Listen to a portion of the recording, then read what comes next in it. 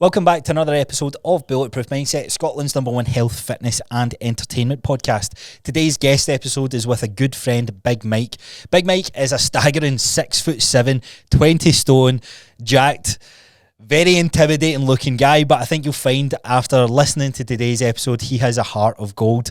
Now, just to cover off a couple of topics that we mentioned, we talked about what it's like living with Asperger's, how he managed to actually go through most of his life without being diagnosed fully. We talk about the diagnosis itself, becoming a father, how he got into tattooing, how he managed to create his own style within that space as well. A very, very cool story, but also a very inspiring one at that. Now, if you're new around here, first of all, welcome to the show. I release episodes every Monday and Thursday at 6 a.m. Mondays are typically a kind of fitness-related deep dive. It's a solo episode. And on Thursdays, we bring on guests like Big Mike, diving into their story to understand where they get their mindset from. Hence the name Bulletproof Mindset.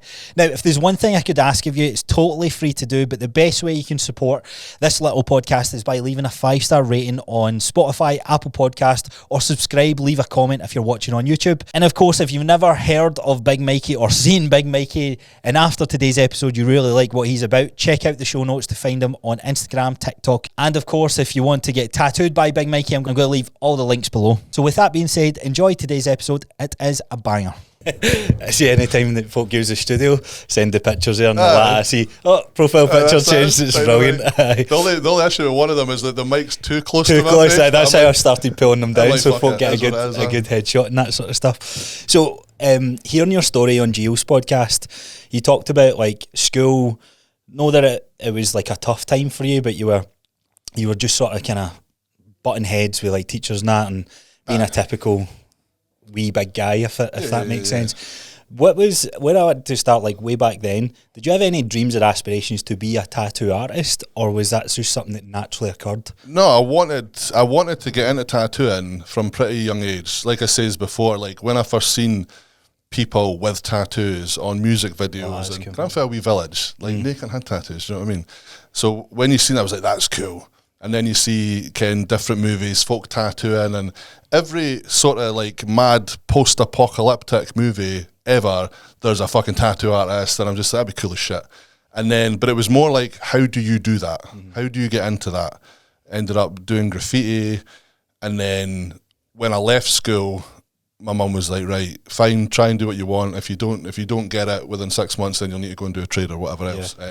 And I tried, I did some drawings, put together a portfolio, went around a couple of shops and never got a whole lot of interest. But until it was sort of mainstreamed on the telly by Miami Ink and shit, it was really difficult to get into. Yeah, because I remember you speaking about, I didn't even think about the process of learning it. Like it's easy for kids these days, like picking up any skill. Like there's a YouTube video, you get all your AI machines and that. How old are you? I'm 37, 38. Right, so you kind of grew up at the back end of the whole technology I'm thing. right in the middle. Like I got my first phone at 15. Do you know what I mean? Like dial-up was just becoming a thing. On the Nokias and stuff Nokia like that? 3210, lad. Did you get Blackberries? Did that make I went on the BBM chat for a few years. That was good.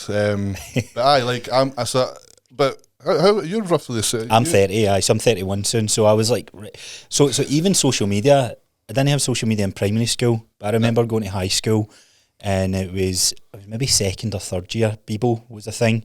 Yeah, MySpace became a little bit of a thing. I moved over to that, but then Facebook took over pretty rapid. Yeah. There was only I only remember MySpace for like 3 months.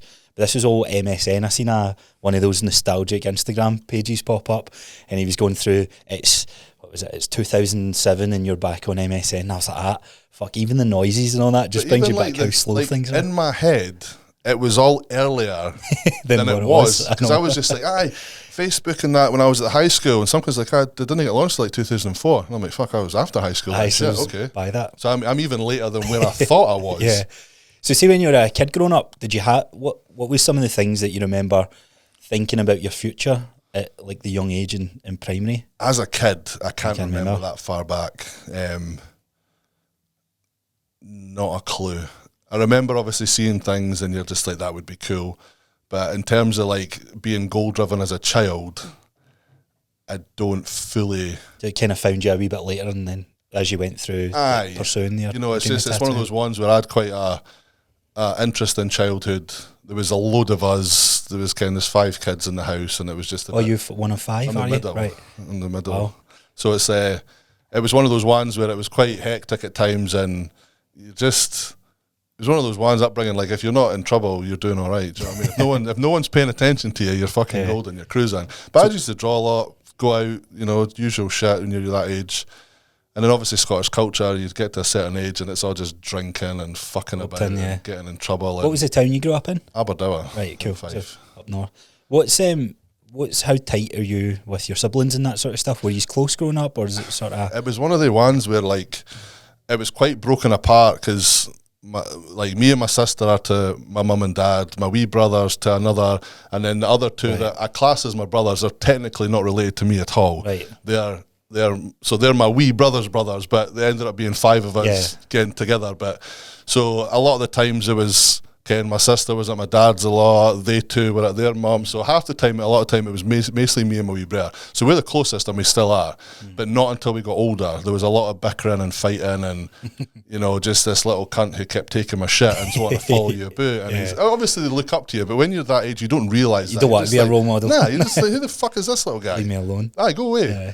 And then the shit they would get you in trouble as well, like running his mouth in the street, and then you come in the corner, here comes my big brand new, now you're in for that. You're like, whoa. There's like 10 guys standing there. So I got to ask, like, when you took your sprout towards the end height, so you're 6'7", am I right? Aye, just under, aye. Did you used to be 6'8", or was that just a joke on Gio's podcast? I was bigger, and somewhere along the lines I've dropped an inch. I was over 6'7", not quite 6'8", and now I'm like 6'6" and 3/4. Imagine you get to your 40s and you're like 5'10". Yeah, I know. It's like, what the I blame the gym, lad. Do you think so? It has to be, Ken. What else? Because obviously when you fucking first start doing the whole man point shit and you're trying to deadlift 300 kilos, and that has to take a toll on the fucking connective tissue. Do you know what I mean? Especially if you're not backing up with like any sort of stretching mobility, but you're just full guns a blazing in that. Straight in, When did you kind of piece together that you had a difference in sort of genetic ability to like your average height of people? Did that come apart in high school?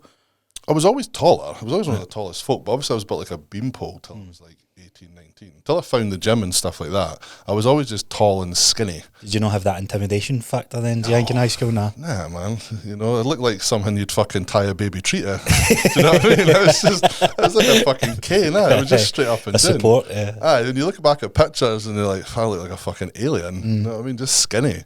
People who bump into now to what you were like in your late teens, 20s must be like, how are you the same person? Aye. And this is the thing, I bumped it literally like last weekend in Livy Centre. I seen a lassie that I hadn't seen since high school, and it was one of them where kind of like double take, and you're like, all right, hey, aye, like fuck, aye, hiya. She's like, is that you, Mikey? Like, fuck, he's changed. So MTV was the thing that you spoke about, where the inspiration came to, like, that was the introduction to. I want to change my look, muscles and tats. So was it just automatic then? Like, what was your gym experience like? I never got, so obviously at high school there was a gym, but back then, no one pushed you in Scottish high schools. They were just, the teachers are paid to show up. It's like daycare, you know what I mean? As long as you're not going and bother, they're not really pushing you to do anything. So there was one gym teacher, and he did, at one point we got a little go of the gym, and it was always good, and I was always one, like my mum always got me kind of like the old school York bench for your room and that. But I never took it overly seriously until I was 18. Went out for my 18th birthday, got ridiculously drunk, got alcohol poisoning, and then was just like, this isn't for me. What is it that like turned your mind against that? Because usually like that's like a badge of honour when you're younger, and it's like, oh, look how much really I drank. Really so you full sent it. Really ill. Like I was like, nah, I'm all right, and it put me off for quite a while because I was ill for weeks. Right. Really weeks, and then done some serious damage. Probably, like, to be fair, and then obviously just then was like, nah, fuck this, just start the gym, focus on that. What got you into the gym? Like, who were you? I just always grew up like Rocky IV, the shape of fucking Ivan Drago, and all these, and you just like, I want to look like that. And I don't know what happened along the way where I ended up being a fat bastard, but like... It sounds like it was COVID more than anything. Is that it was a combination of factors. Just, having the wee boy, being fucking lazy, living into your own bullshit, it's fine if you have a pizza, I'll worry about it tomorrow. So it's just a wee bit more relaxed. So I guess it sounds like normally I find with any taller clients or taller guys that I've met in the fitness space, they usually classify themselves as hard gainers, like people who struggle to add on muscle and add on size, and there's like a metabolism adaptation where they have the luxury of consuming a bunch more food, but then age and life factors and stresses and that. So was that never you? I've always I can gain muscle. I probably don't have to work out in the gym. I could just go and look at it and I'll get bigger. But on the same token, if I look at a cake, I'll get fat. So you get it's a very easy gainer. It's a seesaw. So to build muscle for me isn't hard, but to get fat for me isn't hard. So I need to. If I go all one way, I'm fine. But if I go all the other way, I'm fucked. So I'm curious to like the whole thought process, because you, in terms, if that's like you, how you kind of navigated your gym journey and seeing that your size was growing rapid. Yeah. Did you ever get caught up in the bodybuilding world? Was anyone ever kind of pushing you towards doing that but sort of I had stuff? some bad advice, taken a lot of stuff, but the wrong stuff. Right. I was very big, very strong, very powerful, but still carrying a little bit too much weight. And then I was going to compete, and then we had the wee boy who was no well, and then the COVID shit, and then it's just had and then, you know, I'm fucking basically clinically obese at this point then. So everything's went fucking tits up. But no, there was a dream to, at one point, go down that route. Do you think it's still there? We've been talking about it. We're entertaining first-timers in 2026. We need to see how shit settles. Mostly come on to your actual journey and that sort of stuff, but because it's not like you usually find like with taller athletes or competitors, it's like they are top heavy and they find it hard to fill out some of these areas, but you definitely have a good advantage there that you're.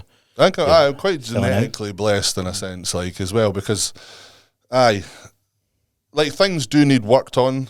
Like I've got weak areas and shit, but for the most part, it kind of just. Also, I would imagine the fact that anyone that meets you that doesn't necessarily know you would automatically think you are a bodybuilder.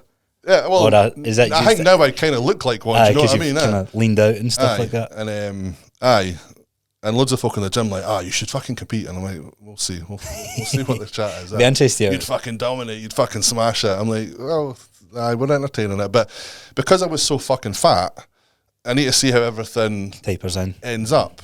Like fucking like I don't have anything hanging. It's a bit loose at the bottom. I can add a few stretch marks and shit, but it seems to be pulling in okay. Yeah. I need to get a fucking gyno cut out. Again, I think just teenage years. I think I had it anyway, and then bad advice when I was younger hasn't helped. What was your thoughts on like steroids when you were working out? Was it something that you were like convinced to take, or did you just... Well, when I first started training at Bannatynes in Dunfermline, there was two main bodybuilders in there, Andy Polehill, who was Mr. Britain and Mr. Scotland and all that, and another guy called Chris Virgo, and these were the two biggest dudes I had ever came face to face with. Like fucking Andy's not the tallest guy, but he was as wide as he was tall, right. Like ridiculous fucking size on the boy. And Chris, bit shorter than me, but you know, biggest arms I'd ever seen, fucking chest on the boy, and I'm like, holy shit, that's what I want. I want a bit of that. Do you know what I mean? What age are you at this point? 18, 19. That's when I first, after my wee alcohol poisoning hanging, when I first joined Bannatynes, I'm like, watching this dude fucking high curl on the Smith machine, just looking at these fucking biceps, like, holy fuck. Because it's weird because you're probably watching things like MTV. You never meet them in person. Kind of like Pumping Iron. Everyone's seen Pumping Iron, and you're watching that, and then obviously the first time you see a real life fucking man like that, you're like, wow, that's a fucking man right there. So were you just like, what do you guys do? And it was as simple as that? I don't think I ever actually spoke to them for the longest time. Do you know what I mean? Nah, because you're fucking intimidated. Yeah, you know, I wasn't a big dude back then. I was just this little skinny fucking wet wipe, and then it just kind of, you know, one of my mates, Callum, he had a friend who was a bodybuilder who dabbled in that world. And that was the introduction into that. Like, he was dabbling a bit. I'm like, right, okay, fucking get me some then, and shit like that. And then that's when that started. And again, you don't know what the quality was like. The advice, it was just the bullshit fucking bro science. You know what I mean? Aye, sauce and deca. Let's go for it. Just straight in 2 mil a piece, and I'm like, wow. Were you consistent with it? Yeah, for the most part. Yeah. Obviously, when you're younger, you don't have the money, so it's a wee bit. Your courses are, you know, when you'd buy like a 6-week course, and did you see a lot of size from those things, or do you think? In the early days, no, because I don't think it was any good. Yeah, do you know what I mean? And then when you do get good stuff, you do notice a difference. You can. It's like anything, like growth hormone and that. Like, you know very quickly if it's any good because there's telltale signs. Like if your hands swell, boom, it's good. Yeah, you're like, you don't get any of the symptoms to say it's good, then it's dug shit. Again, carpal tunnel, swelling, excellent. Boom, it's good. You're looking for side effects. And if that hits you in a very quick succession, you're like, excellent. Right, hey, this is the stuff. This is good. Did you have any bad experiences? No, no, not at all. I was always very lucky. I've never had any bad side effects, no acne, no mood issues, no nothing, like, at all. The only issue ever was potentially the gyno, but I think going back and looking at photos when I was younger as a teenager and stuff, when you're wearing certain clothes and that, I think I fucking had it anyway, do you know what I mean? I think 1 in 2 men have it, just as a statistic.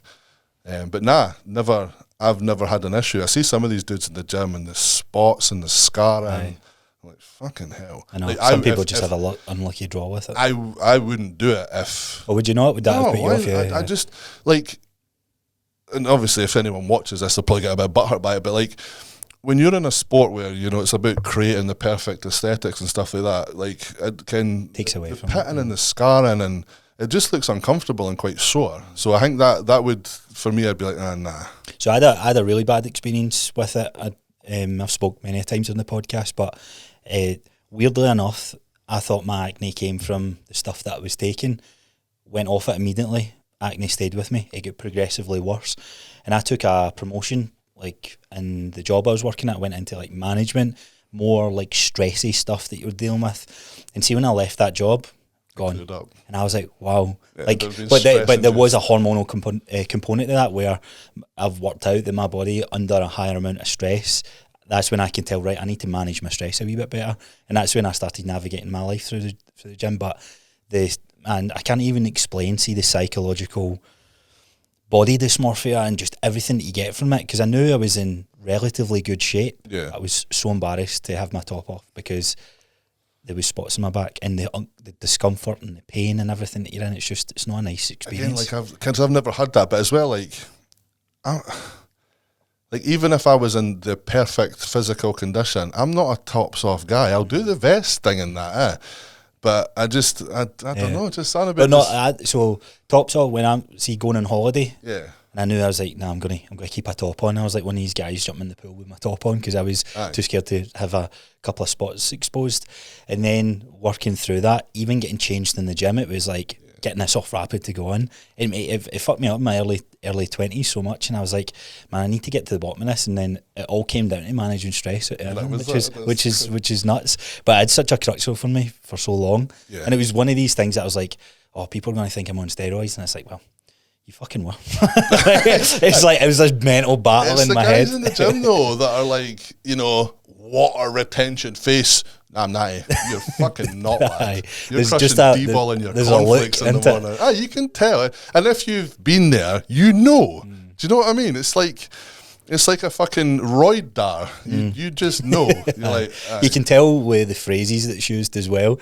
It's like, no, if I was on that, it'd be massive. It's like, I used to say that.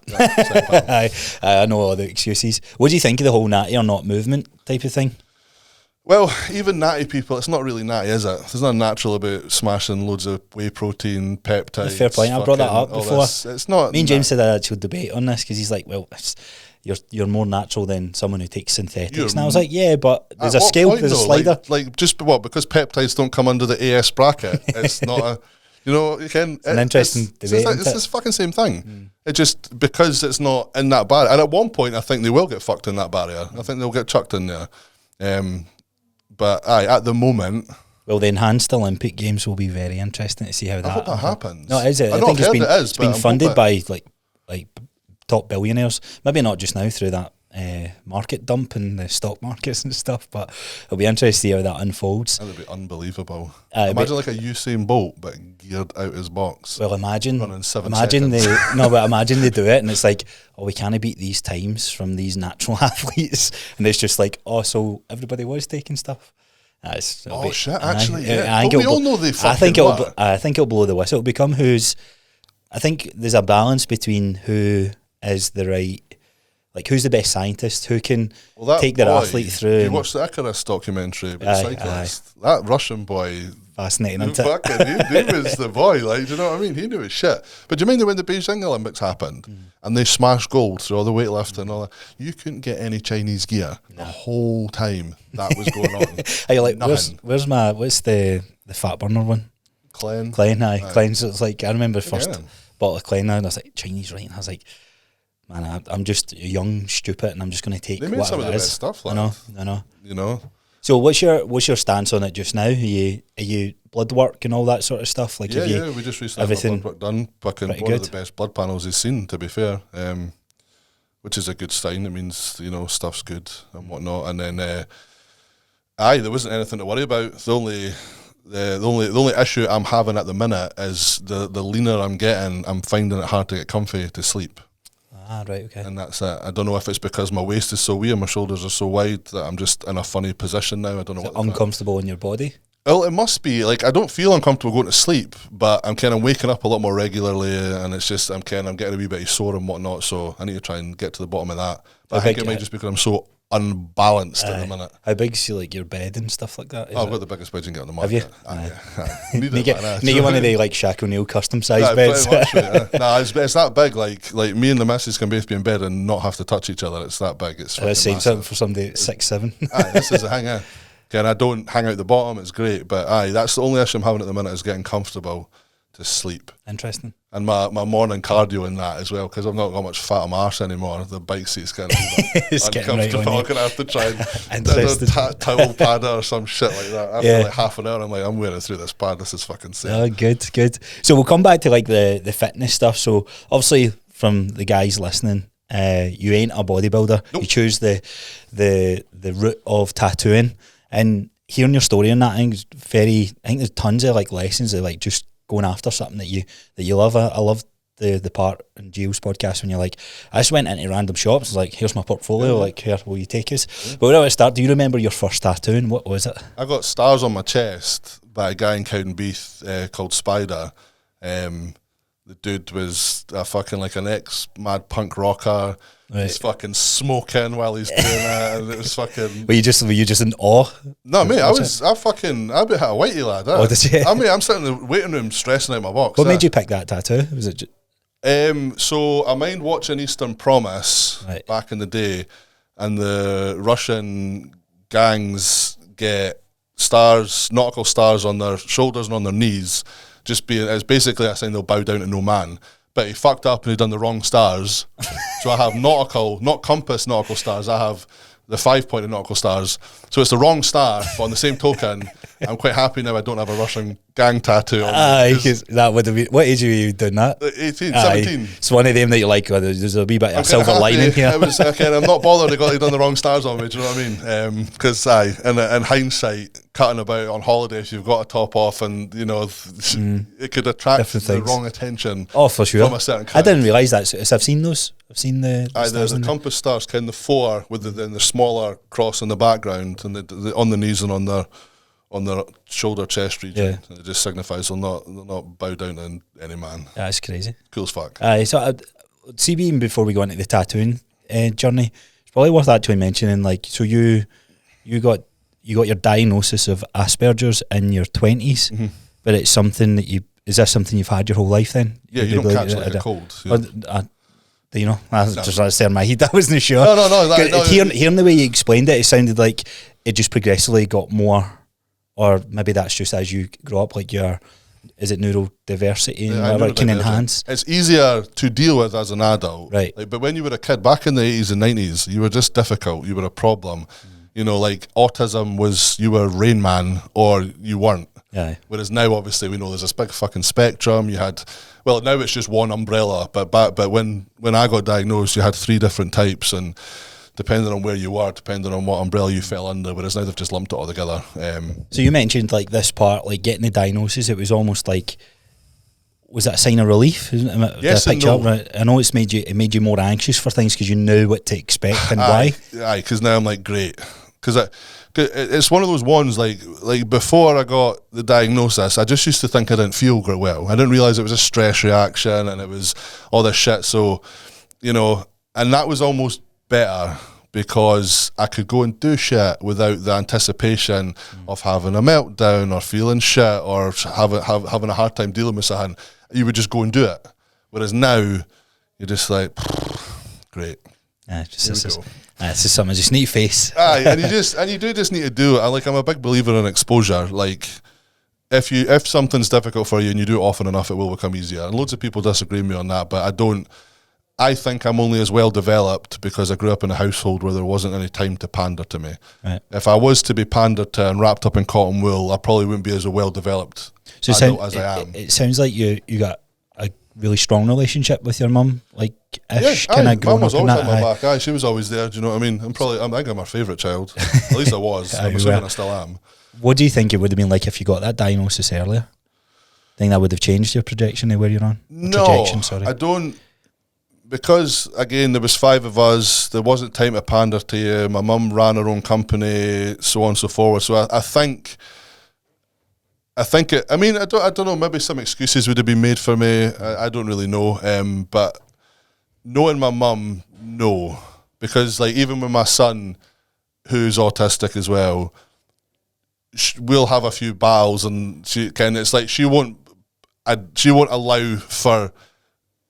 She won't take his issue into consideration at times, and you're like, just fucking leave him be. And there was one situation where she was kicking off because he wouldn't brush his hair in the morning. Just leave his. What does it matter? Just pick your battles with him. Do you know what I mean? If he's kicking off and it's going to ruin every cunt's day because you want to brush his hair, don't brush his fucking hair. How old is your son? 7 now. How many?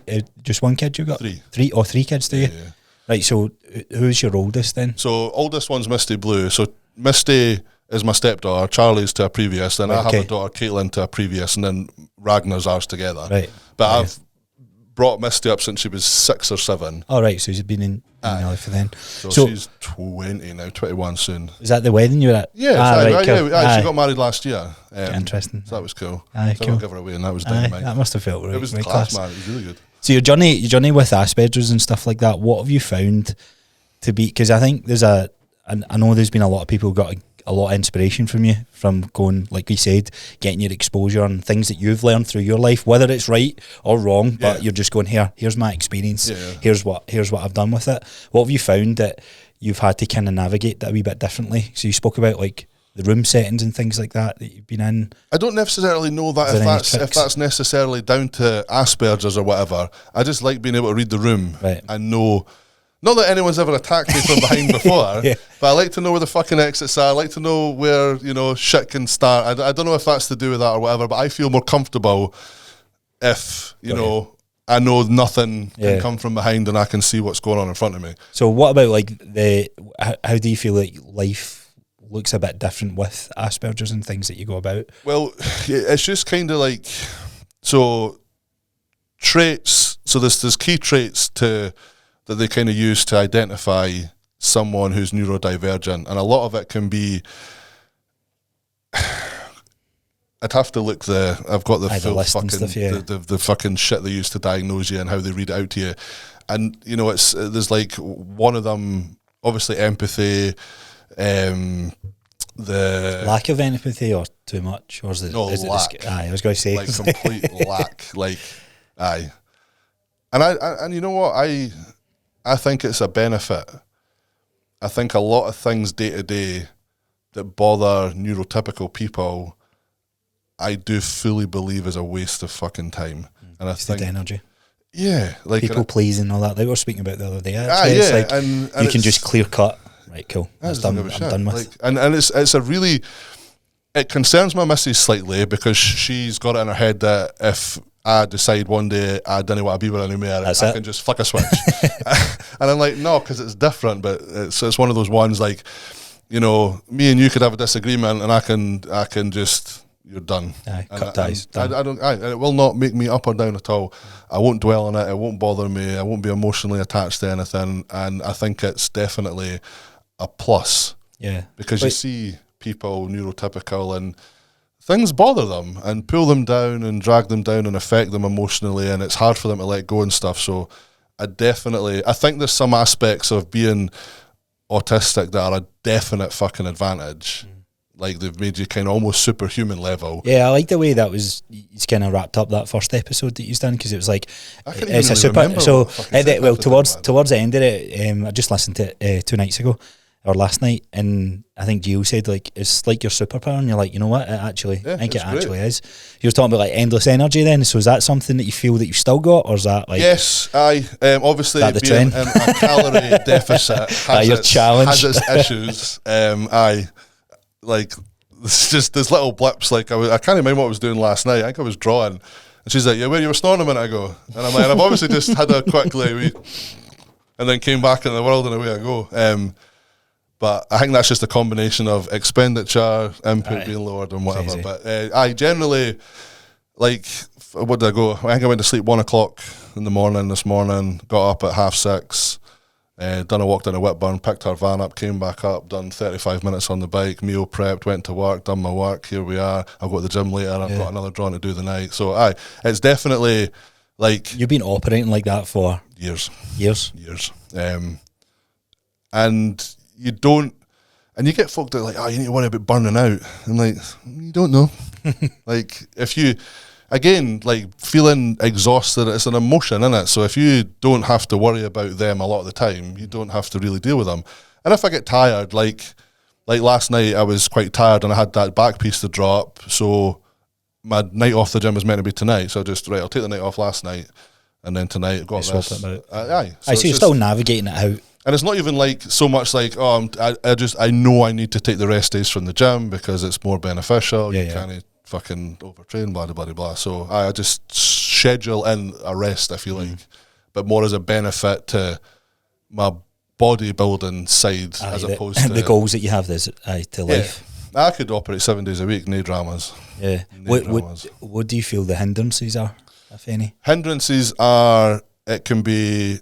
difficult for other people, relationship wise. It can be difficult in a relationship for your partner, especially if they're neurotypical, to understand. Right. And it can come across a lot of times if you don't care. Did that happen with your ex? Oh no, with my current. Right. There was a lot of sort of roadblocks and speed bumps where she felt kind of unwanted and didn't really understand that affection isn't necessarily programmed into me, and I've had to learn to show her affection as opposed to assuming she knows. Yeah. Do you know what I mean? Like, what was that like with your oldest kid? Like your first kid? Do you think was the bits of that like in previous relationships where? I was never with her mum. Oh, were you not? No. Oh, right.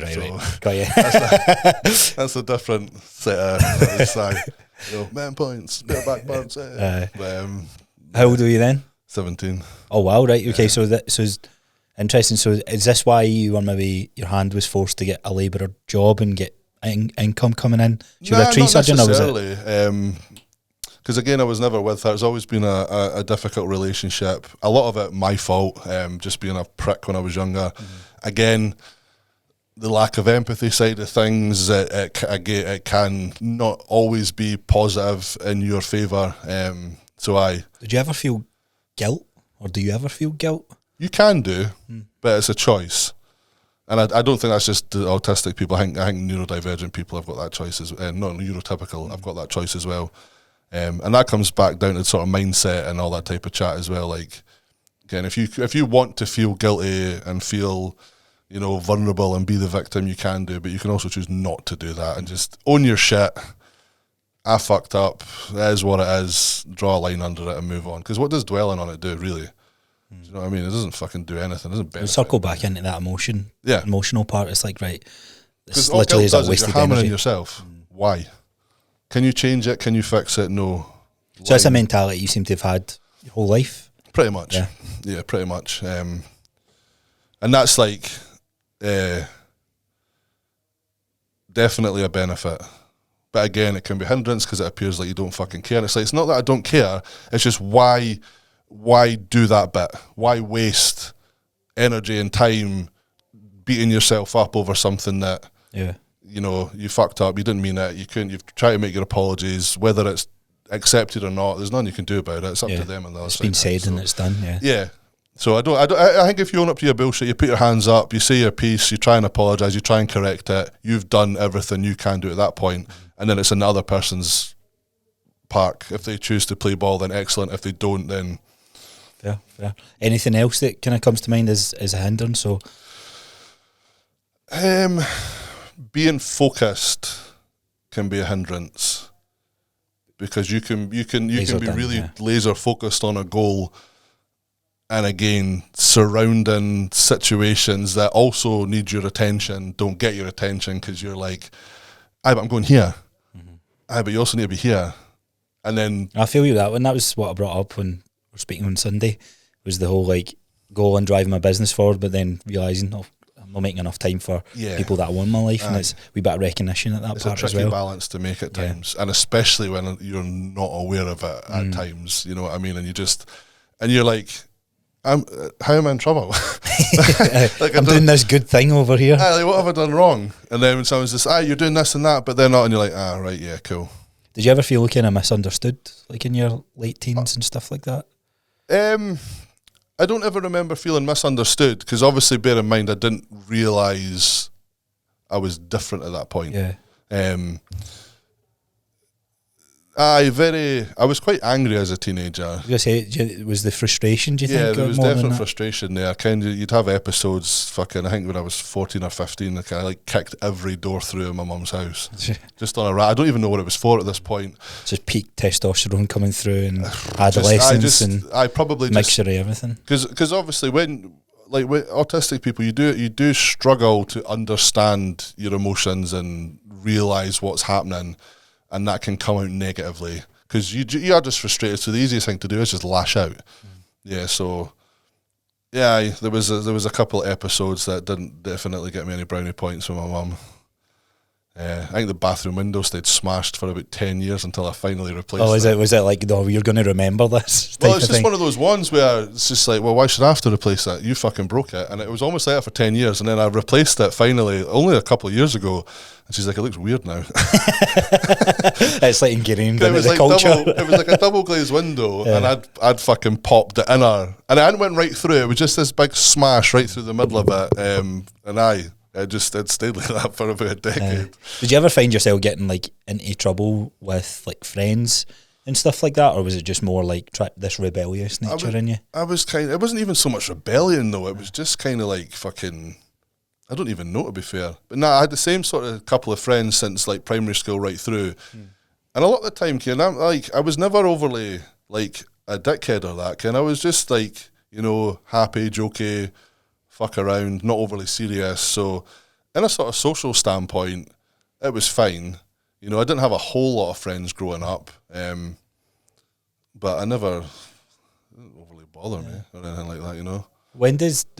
So you got what age were you in get the diagnosis? Was that 20, early 20s? Mid to late 20s. Was it late 20s, was it? Yeah. So we're only talking like a decade ago. 10-ish years. Yeah. What sort of advice and practice or support do you get at that point? It took about a year to get the diagnosis.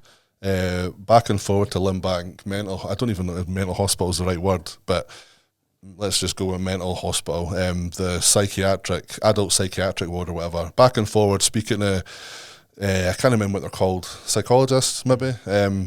And they're just analysing until you get the paperwork through and they're breaking down behavioural things. You don't realise how much they're paying attention to you until you're reading this. What was some that you can remember? Well, I think at one point I was having they wanted me to. So one of the tasks, and it's so fucking stupid, and it is just because autistic people, you're quite literal, and they wanted you to use toys and use them as a character, so kind of like a toy car, and pretend it's a man, right? And do a scene with it, and I'm like, it's a fucking car. Aye, so you can. It's like the brain's like, that's not what it does. No, and it got me really annoyed, and then I was really worried that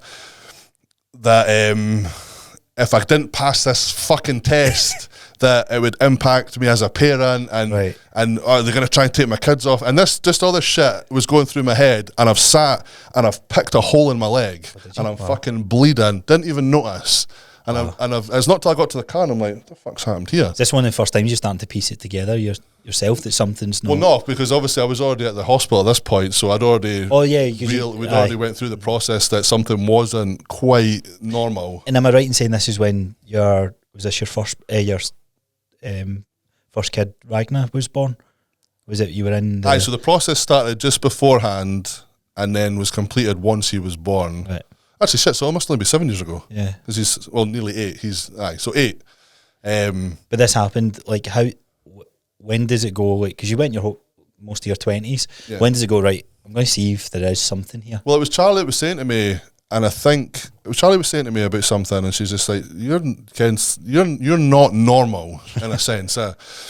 And you could do some online tests, and... Do you think it was anything to do with autism or ADHD or like any... I mean, you get else? people that make comments when you're growing up, you've definitely got ADHD, or you're fucking this and that and the next thing.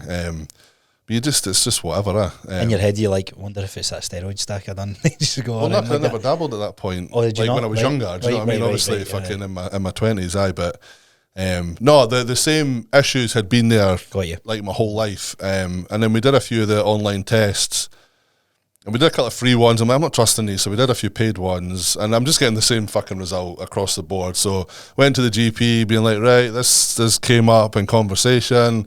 I've done this. He's looked at them. He's like, right, cool. I'll refer you to Limbank. Like I said, I was back and forward there for a year with different chit chats, one doctor, two doctors, fucking. That must have been great for the good old mind there. Just give me an answer. And because like I don't like labelling for the sake of labelling. No, of course. Yeah, see the amount of self-diagnosed autistic people I meet. I'm autistic. Oh, really? Where'd you get diagnosed? Oh, I've not been diagnosed. I've done an online test. Yeah. You know what I mean? Like, Ken. So I quite liked that it was reasonably extensive and that it wasn't just... Because you got a sure rating on it. The only thing they couldn't do is place me. I was on the line between Asperger's and high functioning, just because my mum can't remember when I started talking. All right. And that was the only difference between Asperger's and high function, is when you start talking. What would you say to the whole labelling side of things? Because you've got people like that. You meet so many people in this day and age, like they are self-diagnosed from an online test or just something, just because, I need to always turn the lights off when I leave the room. I need to put OCD. Fuck off. So I know some close friends who like are really trying themselves. They've self-diagnosed, but they're like, I don't want to class it, so I want to go off and get this label because then I'll be at ease with it. What's your thoughts on that whole thing? What would you say? I don't agree with labels, especially fake labels.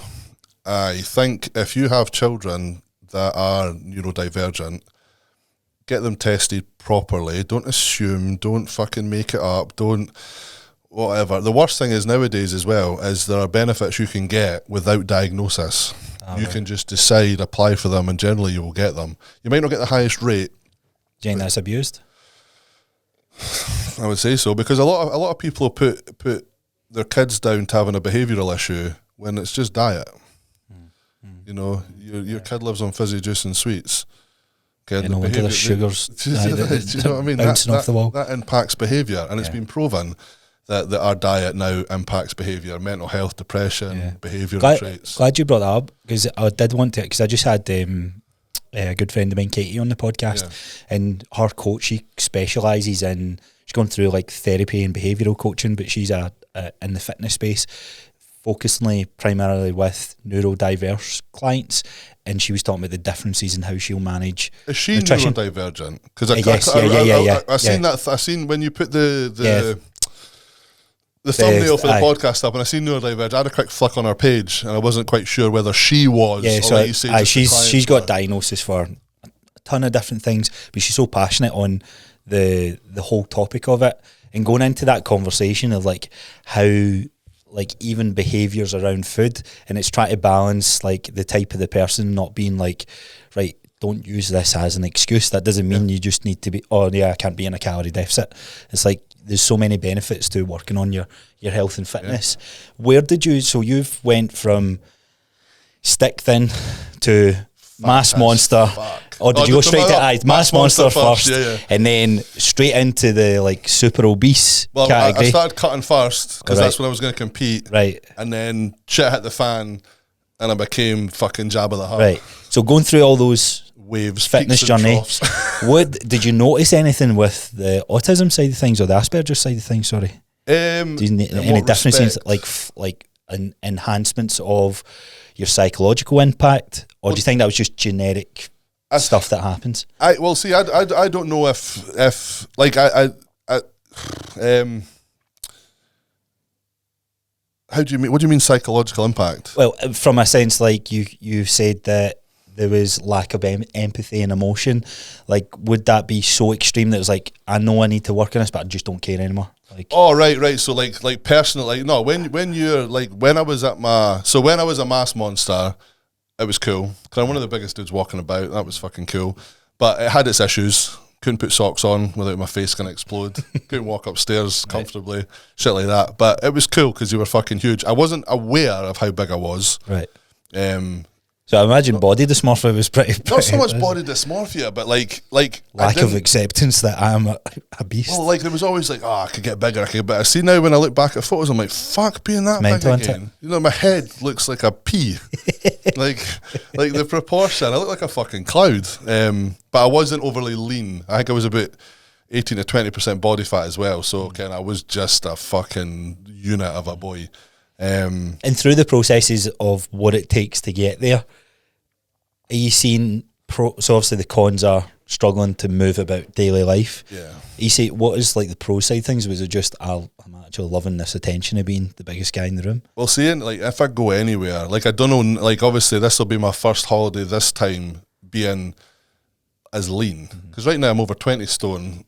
Six packed up, you know, that's a good position to be in. So I've never been on holiday in this condition.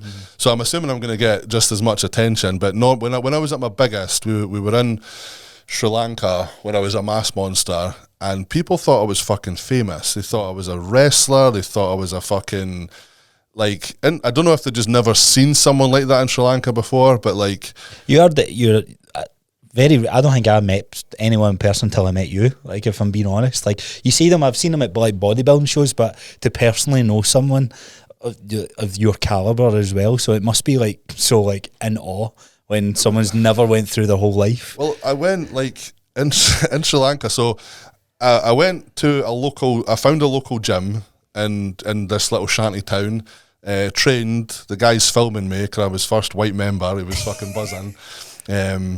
And then the next day we went to this spice garden on the other side of the island, 2.5 hours away, and this guy comes up to me, he's like, is this you? Training on the social media. And then he's, oh, can I get a photo with you? And the next thing, all the fucking staff are getting photos with me. And then this video of me training's obviously went viral in Sri Lanka, and anywhere I went, there's a line of people, local celebrity, to get a fucking photo with me. Folks stopping cars, getting out their cars. It was fucking, and everyone I was with, like, you fucking finished. I'm like, we went to a monastery. Even the monks were coming to get photos with me. Okay? Like, and normally it's the other way around. Yeah. And then we went to a turtle sanctuary where they try and rescue turtles, and they release them into the sea at midnight so they have better chance of making it into the ocean without birds killing them and shit. And they've took photos with me and all this shit, and I've just, whatever, it's just been normal this whole time. And then the missus has been like, oh, can we release turtles into the sea at midnight? And they're like looking at each other like, okay, we'll bring turtles to your hotel. So that night, at midnight, your private escort, was it? They've brought all these turtles to the beach at the hotel and let us release all these turtles in. And we're just like, oh, these folk are fucking sound as fuck. Then fast forward 6 months, I'm in the studio. One of my apprentices was tattooing someone, and they've walked past me, and the man and woman are like fucking eyeballing me. I'm like, all right, whatever. And then after they left, Pete came up. He's just like, see, as soon as we got downstairs, they're like, has that guy been to Sri Lanka? And he's like, he was there like 6 months ago. She's like, we went to a turtle sanctuary. There's a big picture of him on the wall with all the staff. And I had an Oakland Raiders top on. They're telling everyone I'm an American footballer. Famous American football player come here. And that's the reason they came to the hotel to let us release. They just assumed I was fucking famous. It's bizarre how rumours can just If I'd stayed in Sri Lanka, lad, I'd probably be a fucking celebrity. You'd be a king. Yeah, basically. I'd have ran royalty. the place like that. It was fucking mental. So your genetic height and just the mass that you are is definitely drawing attention then. Aye, and I think because I've got a decent personality, I'm quite likeable. Whether I'm comfortable in the situation I'm in or not, it doesn't seem to matter too much. Has it ever went against you? Because obviously tattooed, bald, like fucking jacked, like it can be very intimidating to I think a bunch of people. Yeah, but I think the minute someone talks to me, like, you never really meet a bad big guy. Do you know what I mean? They're generally pretty solid dudes. Usually the small big guy. It's like, like especially if you're a big guy as well. Like, if you decided to be a dickhead and kick off, where are you hiding? If I go out in public and act like a tit, he had a tiger on his head and a line down his face, and he was 9 foot tall, I know the guy. You're in trouble immediately. You can't hide. Everyone knows of him as well. Aye, but there's been times where folk are at you, and sometimes I can handle it, and sometimes it's too much, and you kind of get a bit, fucking get away from me, and then you look like a prick. Is that the irritation part? It's just but sometimes I don't know if it just depends on what's going on day to day, life wise, whatever. But sometimes things don't bother me, and then other times it just suddenly feels like the walls are closing in on you, and you just need to get away. I can imagine how many times you hear like the same joke or the same phrase. That stuff like that. Do you like that? No, it doesn't bother me too much, because people are just trying to be sound and hit a crack. They're not trying to be a dickhead or anything like that. But no, what I mean is like fucking. Like, and I could go to Livy Centre all year and they bother, and then I'll go at Christmas, there's twice as many people, and immediately like, oh, fuck. So this is really what I was meaning when I was asking if you see, like, changes to, like, environments, not necessarily the room setting that you're in, but, like, so busyness then, I take it, is that one it can be going to somewhere new. Like, the first time even I came here to do the first podcast with you and that, fucking, on the way through, I'm like, I'm going to fucking wait you. Oh, really? When you're going somewhere new for the first time, I don't know. Anxiety is like ramped up. I don't know what it's just wee things like that, and it's a fucking pain in the arse, but you can't help it. It's just part and parcel of being this way, and for the most part, it's fine. And I've found a wee get out of jail free card with it. I just, like, if I'm going somewhere new and I'm feeling a bit fucking nauseous and that, I just make sure I've got like a fucking Asda bag for life in my pocket. Not that I've ever thrown up in public, but that just having it in my pocket just makes me, it just makes me feel at ease. So, if I ever feel shit and that, I've got this. Whether it makes a difference or not, I don't know, but in my head, I'm good. But flying and stuff like that? Flying, I don't have an issue with flying. I don't like the fact I can't get off when I want. Right. It's like that. Keep your seatbelt on, everyone's standing in the aisle. If I'm going on holiday or going to a convention, I need to get on a plane, I will not eat till I'm there. Right. Because it will come up. I've never thrown up in public. I've never had an upset stomach in public, but there's just this thing in my head. So I'm like, right, if I put nothing in, nothing can come out. You know what I mean? And like Sri Lanka was a hard one, because that was a 13.5-hour flight, and I'm like, nah. I'm fucking raw dogging the whole flight. I'll fucking worry about it when I'm there. And it's just silly wee things like that bother me. But like, if I ate, I'll then talk myself into a whitey. So I just wait till, sometimes I get comfortable on the plane and I'll just order something, but half the time I don't. Yeah. You know what I mean? It's just, I think everything to manage it as everything that you explain there, though, it's definitely a testament to this resilient mindset kind of developed through teens, adolescence, like into your 20s. But I would imagine people in your similar circumstances to yourself that avoid these things and avoid these events. Now it's quite a common thing in today's age. It is, because a lot of people don't want to do anything difficult these days. It's easier to not. And you said earlier on you're all big for exposure, and I think that's something it's missing, because you need to create that callus. COVID was the biggest resilience. Proof for me that that's a fucking thing, because you have to do things day to day, go shopping, petrol stations, whatever, and then COVID hit, and you weren't allowed to go. So there was a large period of time where you're maybe the only one in the shop, or you can, half the time the missus just went, because I refused to do the whole face mask shit and that, and can wait outside the fucking shop because there's a traffic light that says I can't go in. See, it was bizarre how we all done? Aye. Like going out for dinner. Well, I didn't. Right, so me and John were talking about this the other day. We went out for dinner and we sat down, you're allowed to eat. When you stood up to walk to the toilet, you had to put a mask on. I forgot about that. This is COVID can't get you when you sit down. It only operates here. And then the whole nightclub rule, like you could be in the bar, but once it got by 12 o'clock and it turned into a nightclub, you had to be vaccinated or you had to leave. And I was like, what the fuck were we doing as a civilization at this point? Now we have the proof. The evidence is fucking... Well, no, it's not so much that it was bollocks, but they've spoken, they've said now, yeah, we made it all up. I was like, we had no fucking idea. We just thought, what can we make them do? Bizarre. Right, back to your tattooing journey. So, first tattoo was at the age of 17. My tattoo. So if your first tattoo was the age of 17, I'd imagine, was that did that make you want to do it more, or was it more of a hindrance? Like, oh, fuck, that was actually... a bit para about doing it, but my girlfriend at the time, she paid for my first tattoos to get done. So it was the stars, and then when did you go back? Cause I got my stars done 17, 18-ish, and then I can't remember what was next, to be fair. I think my next tattoos were when I managed to get a job tattooing. Right. Obviously, I'd done a few daft things myself in the house. Like, I was going to say, like, you usually hear from tattoo artists, there's always the thighs you practice on. It's easy because you're just here. You just fucking go at it. What did you pick to practice? I did this big ridiculous fucking woman that's still not finished. I don't know why the smoke's green. Not a fucking clue. I did the star on my hand. I'd done my daughter's name was across my wrist. That was difficult, trying to tension the skin and tattoo it with one hand, and just shite like that. And you're practicing on your pals at all hours of the night. I love that story. The fact that they just so blinded faith and yeah, man, you've got this. They had more faith in me than I fucking had. You know what I mean? You're fine, mate. You can draw. I think this is a bit different, mate, but fine, we'll give it a go. See what happens. So you got your first job by just walking into like a random place. I think, did you walk into a bunch of places, told no? And tried, yeah, and then obviously there was a blip where I had to go and do joinery for a few years, which funded me teaching myself in my mom's kitchen because I couldn't get an apprenticeship. What did you like? Did you like the joinery at all? Or love working with my hands, love being able to build stuff, but not necessarily a person that was built to get dirty every day. Right. I didn't overly. Is that something that kind of triggers you a wee bit? Like, it's a thing with the gym and that as well. Like love training, so on and so forward. I don't like feeling sweaty. Right. You know what I mean? Like that cardio must be a fucking roller coaster. I need to open the front and back door, try and get a wee airflow through, and I'm fucking soaking in the morning. Especially now that you're waking up and it's already 16 degrees.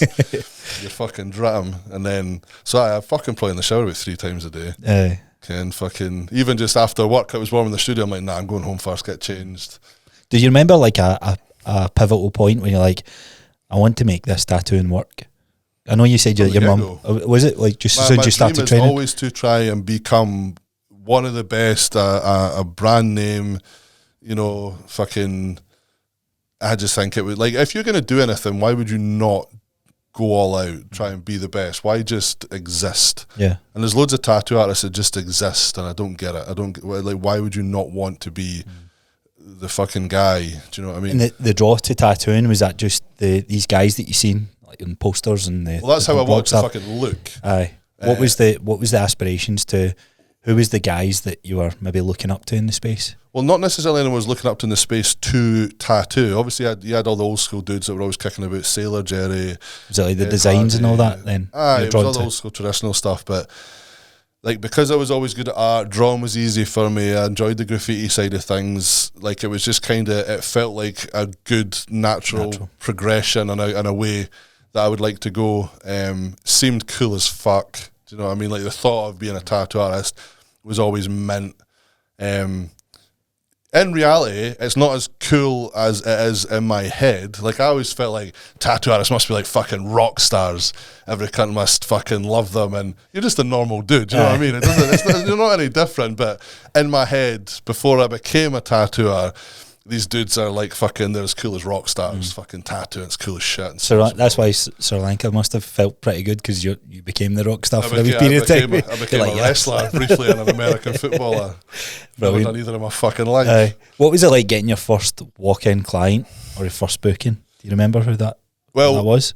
By the time I was in a studio, tattooing wasn't so much an issue, because doing my first tattoo on my friends in my house, that was a whitey. Right. Like the first tattoo I ever did, I'm like fucking nauseous, shaking. Like we were meant to do his name, and I couldn't keep my hand steady enough to do his name, so we did the map of Scotland on his forearm because the coastline's not straight, so I could allowed to be a shaky. Is that Wales?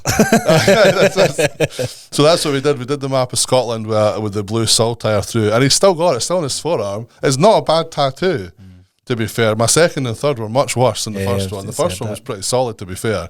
But I literally outside of fucking like have it like being at Ragnar's birth, it was probably like up there with scariest moments in my life, like, because you're like, I can fucking scar you, lad. I could give you AIDS. What the fuck's going to happen here? You know what I mean? Because you mentioned it's dead easy to get a hold of a tattoo kit now. Obviously, you can order one on Amazon now 10 and get it tomorrow. Yeah.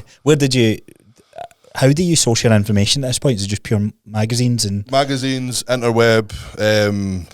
Ken, like I did it properly, and because I was working and my mum was a big supporter, she pretty much bought most of my tattoo stuff. So I had the best, well, maybe not the best machines, but I had really good machines from the get-go, proper inks. Like that's what I was saying before. Like you can get a tattoo kit off Amazon for like 50 quid. It's got 4 machines, inks, a fucking travel case, and you know I can't buy one of my machines for under $1,000. Oh really? So how you're getting all this? Yeah. For 50 quid. Have you ever like seen anyone come up to your studio or like over the years just use like a pure, like one of these like cheap branded things? I know a tattoo artist in Edinburgh that's really, really fucking good, and he just buys shite machines because he's that good with machines and knows how to tune them. He'll buy one of these piece of shit Chinese dog shit things off fucking eBay and tune it and use it, and it doesn't. He'll just use the machine till it fucking dies. It won't last very long because it's bullshit. But because he runs machines quite hard anyway, he'll go, even if it's a really good professional machine, they don't have a long life under how many tattoos. So he's just like, why would I not buy a machine for a tenner? He's like, just go for it. It's insane. So I'm curious to like your tattoo journey. You land the job in the studio. Yep. Does it become like an automatic thing? So I've heard you talk about the environment in the studio. Yeah. And I've kind of felt this a bit myself, like you're in a place with other people that are in your space and you're like, where's the ambition? I worked in, you got your own room. I was in a room, so I was golden, lad. Like so I was never in a mixed room for the get-go. And even when... Do you wish you were? Sometimes? No, because... Then you've got prying eyes on you, potentially judging you, watching you. When you're first starting out, you don't fucking need that pressure. Especially when you've made it up.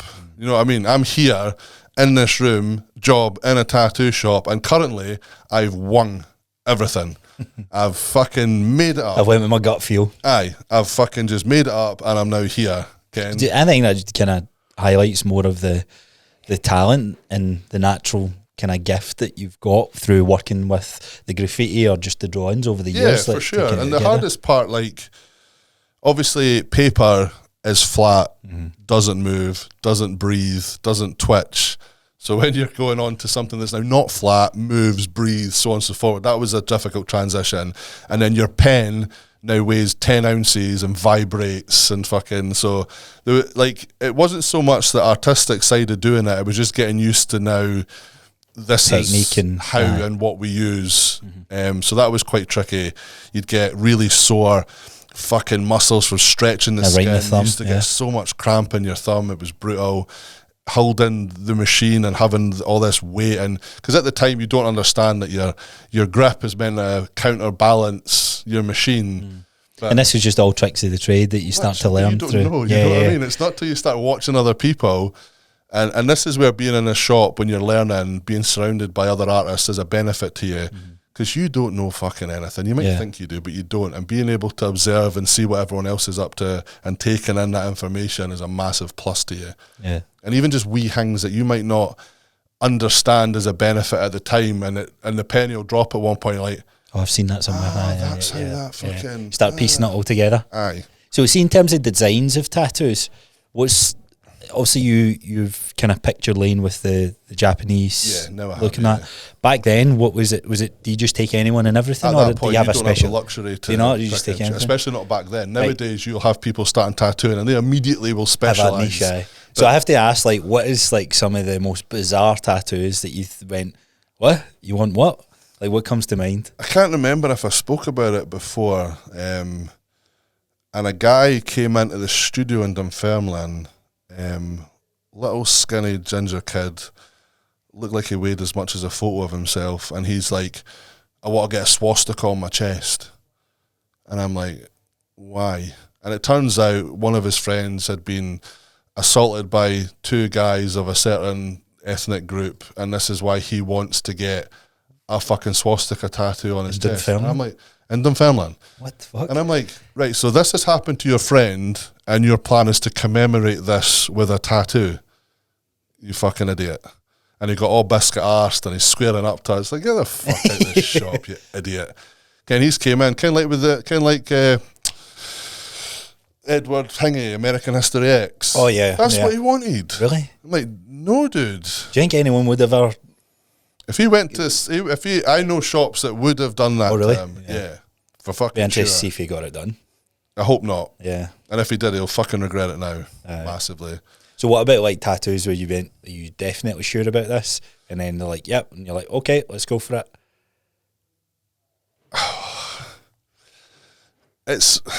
Can you imagine like boyfriends' names or faces on the tattoos on the faces? And it's when you, Ken, what face tattoos? Nah, no one's ever really made anything stupid on their fucking face.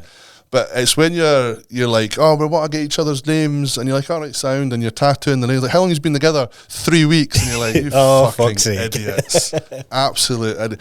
And like, speaking from experience, because I've done a few girls' names on me over the years, and it ends the relationship pretty quickly when you do it. Oh, really? Oh, I got one of my ex's names on me. We had no issue for a year. Got a name, we broke up 2 weeks later. It's just like a voodoo doll. It's like essentially, yeah. Starting to like tarnish. And that's what's under that black smudge. And there's one under that diamond. And it's just like, and luckily, obviously, I've got Charlie's on me, and we've been 12 years strong now, so I broke that curse. But it seems to pretty much tempt fate. Do you know what I mean? Like, everything's going well, let's get our names, and then shit hits the fan and goes tits up. When do you start experimenting a wee bit more about the tattoos that you've got? Does that just become, you're in the game, like, so you've started with the stars and then you start doing a bit of your own work. When do you start venturing into like getting tattoos on your neck and your face and stuff like that? Well, it was one of those ones where I wanted to do traditional, so kind of like American traditional, like the stuff I've got on, like the panther, the eagle, skull, so on and so forth, the gypsy woman. So you kind of just you naturally gravitate towards the tattoos that you like to do, and then, and like the guy I was telling you about who uses the cheap machines, he's ridiculously good at American traditional. He's originally from Boston. His name's Paul Slifer. He's got St. Clair's through in Portobello, and I went and got all my traditional stuff off him because he's shit hot. He's fast. He's a nice dude, and so I started getting all this stuff done, and then now obviously my views on tattooing and what I do has completely changed. Yeah, that's I'm curious about, like, how that evolved. I kind of wish I didn't have all this stuff on me, because now I really want a full Japanese bodysuit, which is what I do to people. What have you got tattoos on your back? No, which I always waited because I could never decide, and I'm very happy that I fucking waited. I nearly had fucking Mikey right across my stomach and all this shit. And I'm, again, really glad I never done that. So I can get most of my body how I want it, but the ship's left the fucking dock with my arms and that. So the plan is to black out all my arms and legs and then just do Japanese flowers and waves in white. What does it, so where does the appeal come for, like, the Japanese stuff? It just kind of happened. So you're as you're tattooing, I always find, like, tattoo artists that have, like, a very unique and like desire to learn about culture and all this sort of thing. So are you reading stuff? Are you watching stuff? Yeah. Well, when I got into Japanese, it was just because people started asking for Japanese elements. You know, a koi fish or this, that, and the next thing. And you'd seen them, and you didn't really pay too much mind to it, and then you start getting more requests, and then actually doing sleeves started to become popular, and I got a few requests for Japanese sleeves, and then you start looking into the backstories, the history, the culture of it, and then the appeal and the decision to start making things quite big and bold, and it's very easy to take it there with Japanese. And then a lot of people just get it because it's cool, and it is. It's one of the coolest styles out there because of how it flows, how it fits to the body, and it doesn't necessarily need to have a meaning because it looks as cool as it does. But if you're a person who wants a backstory with your tattoo, every Japanese element, from the flowers to the background to the features, has a backstory. Combinations of these equal X and Y. So, you know, whether you want a purpose behind your tattoo or not, there's one there. And the folklores and the stories, it's cool as shit, lad. What's your favourite? Like, personally? Well, I'm wanting Kentaro on my back, who's this big fucking gnarly red dude that's like the hardest cunt in Japan, and he fights a giant bear, a giant koi fish, a giant snake, and he smashes everyone to pieces to the point where the emperor wants him as his personal samurai bodyguard, and they come and take him away and teach him the way of the samurai, and he's just cool as fuck. That's cool. Big strong nails cunt. Knowing that that's the one that you want, you like try to hold back like anyone else try to get something like that. No, I've done them on folk. I was choking to do them like that. Right. Because like a lot of folk, you know, you say to them Japanese tattoo and they think, koi fish and dragon. There's so much fucking more. So much more. And the stuff that people don't know about is really fucking cool, and it's just trying to educate folk now on, like, you go back 10 years and say, I'm going to get Kentaro on my back. Folk will be like, what? Excuse me? Yeah, what are you talking about? Whereas now people are coming round and they're now saying to me, oh, what have you never done? I'm wanting something that no one else has got. I'm like, excellent. Aye. There is many. Let me get my book. Because I did one the day that I'd never done before. I'm doing one on Thursday I've never done before. I started one the other week that I've never done before. And it's really cool because at this point in time right now, these dudes are never going to bump into another guy in Scotland with these back pieces until I do another one. Yeah. But even then, it won't be the same as theirs. It'll be a variation. The backstory will be the same, but it'll be a different piece. Yeah, that's cool. It's really fucking cool. And it'll be cool to see how that evolves even more so. Yeah. So over the last couple of years, you've won a bunch of awards and stuff like that as well. So far. Which is mad because, see, listening to that podcast, you were on 9. Aye. And so this year's been an absolute stormer for you. Shit, no. How many do I have? Or 9, 10. I think you were going to one that weekend. 15. No, wait. How many do I have? 9. No, 14. I've won 5 this year. I 4 at one show and 1 at another show. So it's crazy, like how quick time can kind of move in a short space. Well, my plan was to only get to 10. I know. And then I'll retire from competitive. So I had that in my questions to like ask you. It's like, so now that you're at 15, like... No, I'm at 14. Or 14, like... I need to now get to 20. Well, what you said in that podcast is like, I'll probably stop at 10 because like being so engrossed and trying to like compete in these competitions is quite hard going. Yeah, you don't. How's your opinion changed on that? Well, I can't stop at 14. It's a weird number. So I either need to do 15, but I only need like obviously I want to get to 10 and then won 4 at that weekend. So now that's put me at 13. I'm like, well, fuck. I can't stop at that number. Nah, and then I've won another one, so that's me at 14. So I'm like, shit. So I'll either need to just enter a category with a piece and hopefully win that one, and then I can cap it at 15. But if I end up winning a couple and end up at 16 or 17, I'm going to have to go 20. And then if I fucking step over that, I'll have to go 25. See where it goes. So until I land on an even number. On a number I can live with. 50 sounds cool, mate. I wouldn't have room. I'm running out of room on the walls already to fucking put stuff. Yeah. And because, again, whether it's artistic banter or not, I can't have different shaped awards together. So if they change it, you're like, I need to get an R10. Well, in my room behind me, the ones that I've got right angles are there. The ones that were really weird heart shaped, they're either side of the door in reception. There's one that was cut funny, so that's on its own.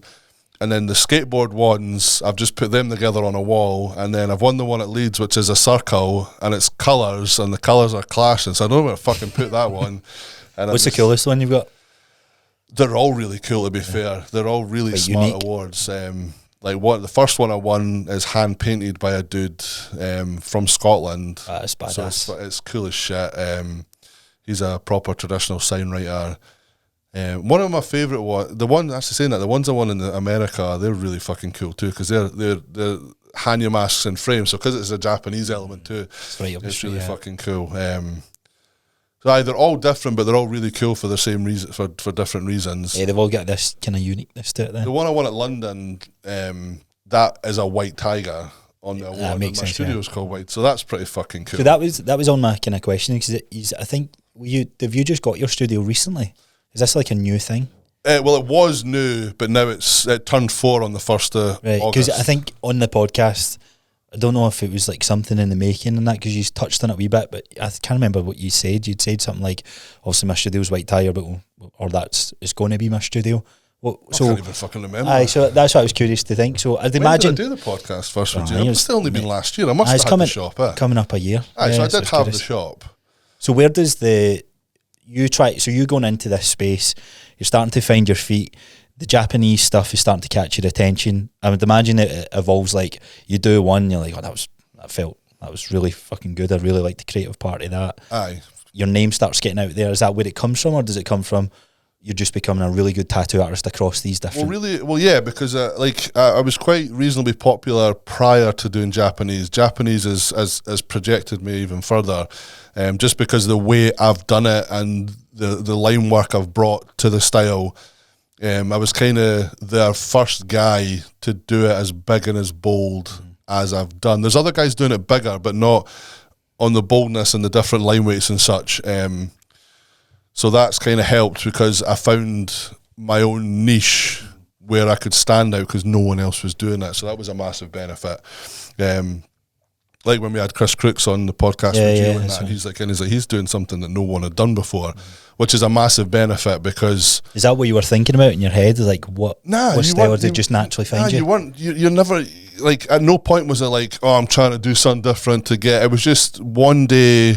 starting a back piece, and I was just like, can I try something? Because it just didn't make sense to me. I was just in my own head. I'm like, when you do it back, or just when you just blow the scale up of a tattoo, everything gets bigger, but nobody's lines were getting bigger. Whether you were doing a tattoo this size or this size, the line weights were the same. Keep them thin?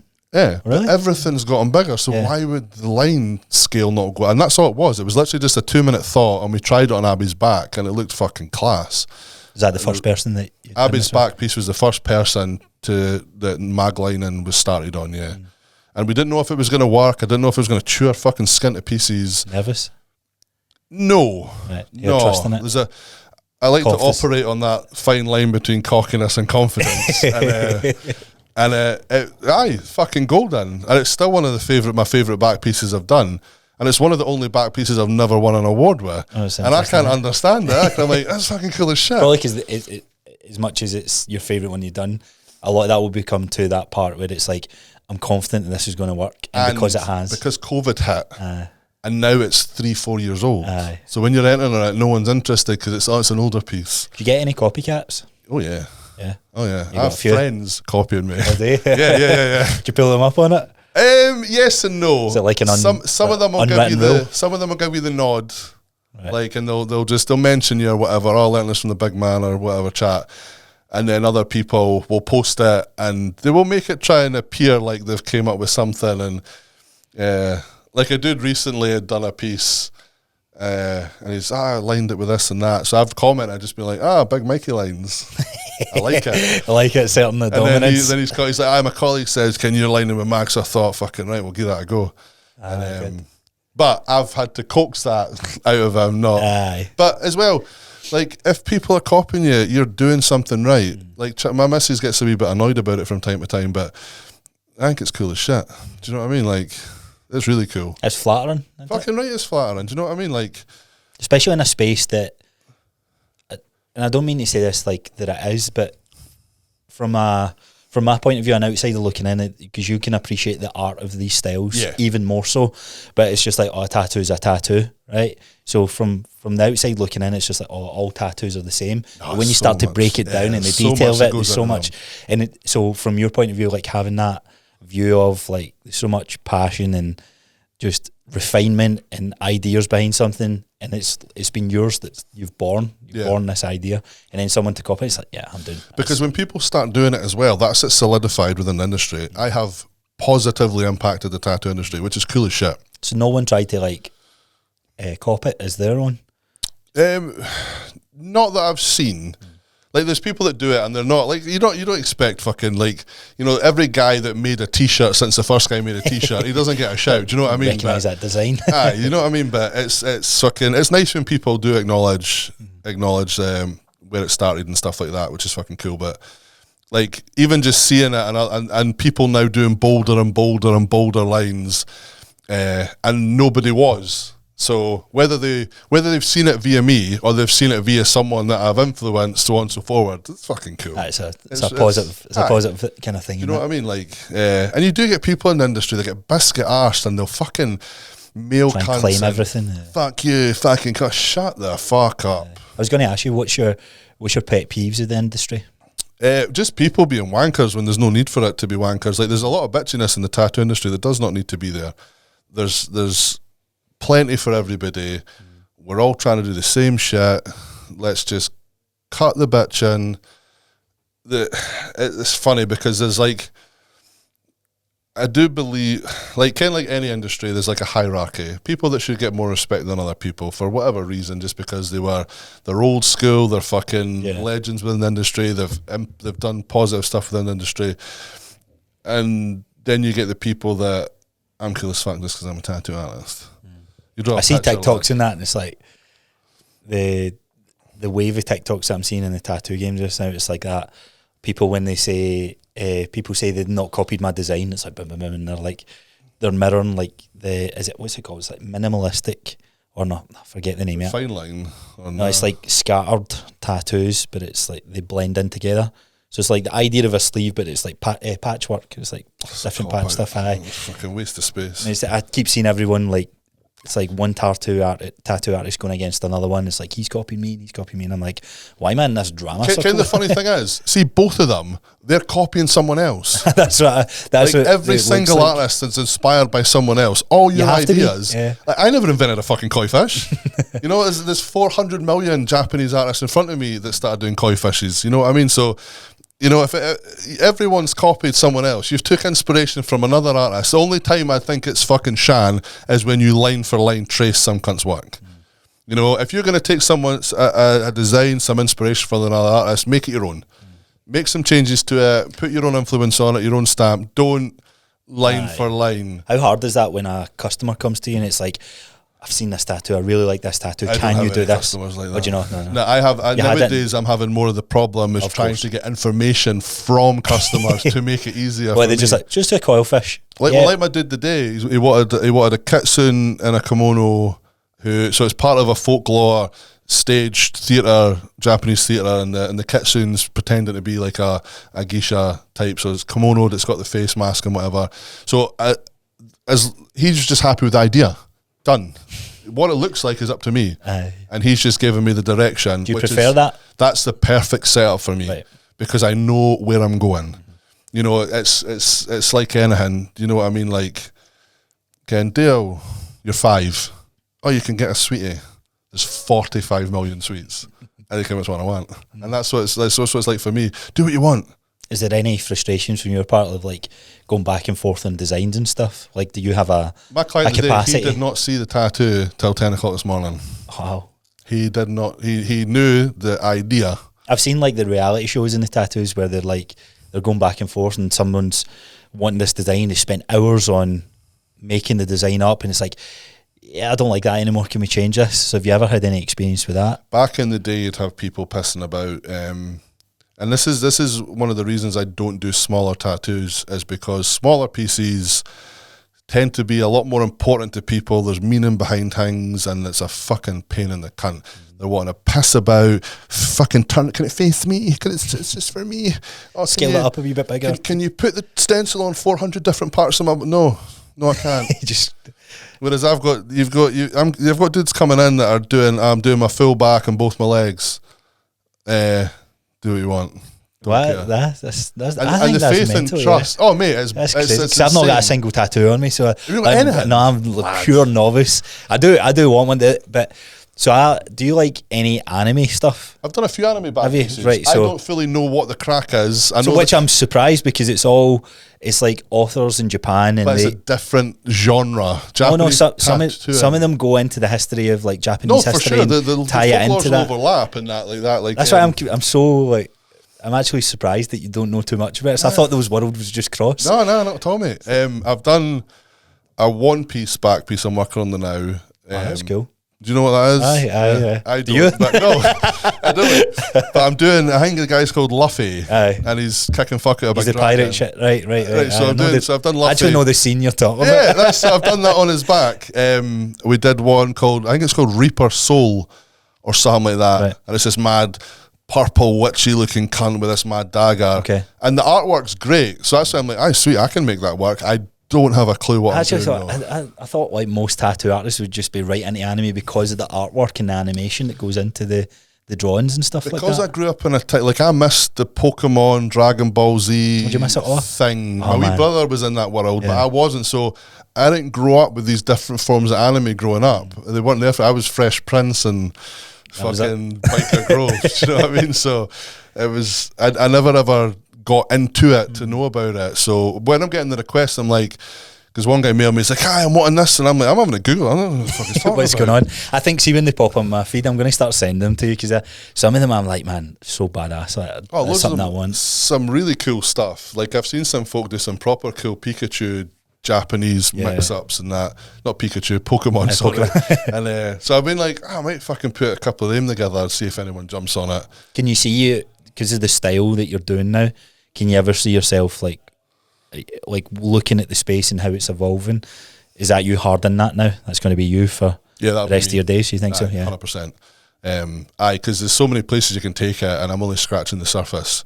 So that's what I'm very curious of. Obviously, you have this expert level as a professional in the space. What do you mean, like, there's so many ways that you can take it? Like, how can it get better? Because there's still stuff I don't know about. Like what? Like I picked up a few books recently and there's so many different demons that I've never even heard of. Or just in terms of design work? Design-wise, right, feature. okay. And then I recently bought a book put together by a Japanese tattoo master about the different combinations of features and what it means when you've got this with that and so on and so forth. So I'm going to start applying that into a lot more of my pieces so that over the whole piece there's purpose. It's not just because it looks good. You know what I mean? And the flow is very important, but if I can have the flow plus meaning... Well, that's your signature, isn't it? That becomes like, this... I wanted a back piece by Big Mikey, but he's done these twists and that. Like, but half the time the client won't even know. Well, that's what I mean. probably won't tell them. Do you know what I mean? But for me, it just if I can elevate it again and again and again, I'm going to keep doing that because as well. Like I don't want to get bored.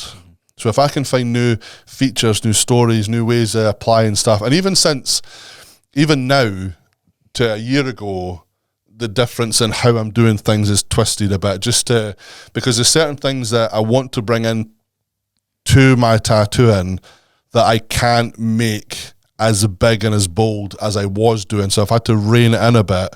Still bold, but not as bad, just to get more detail and more depth into the piece that I'm doing.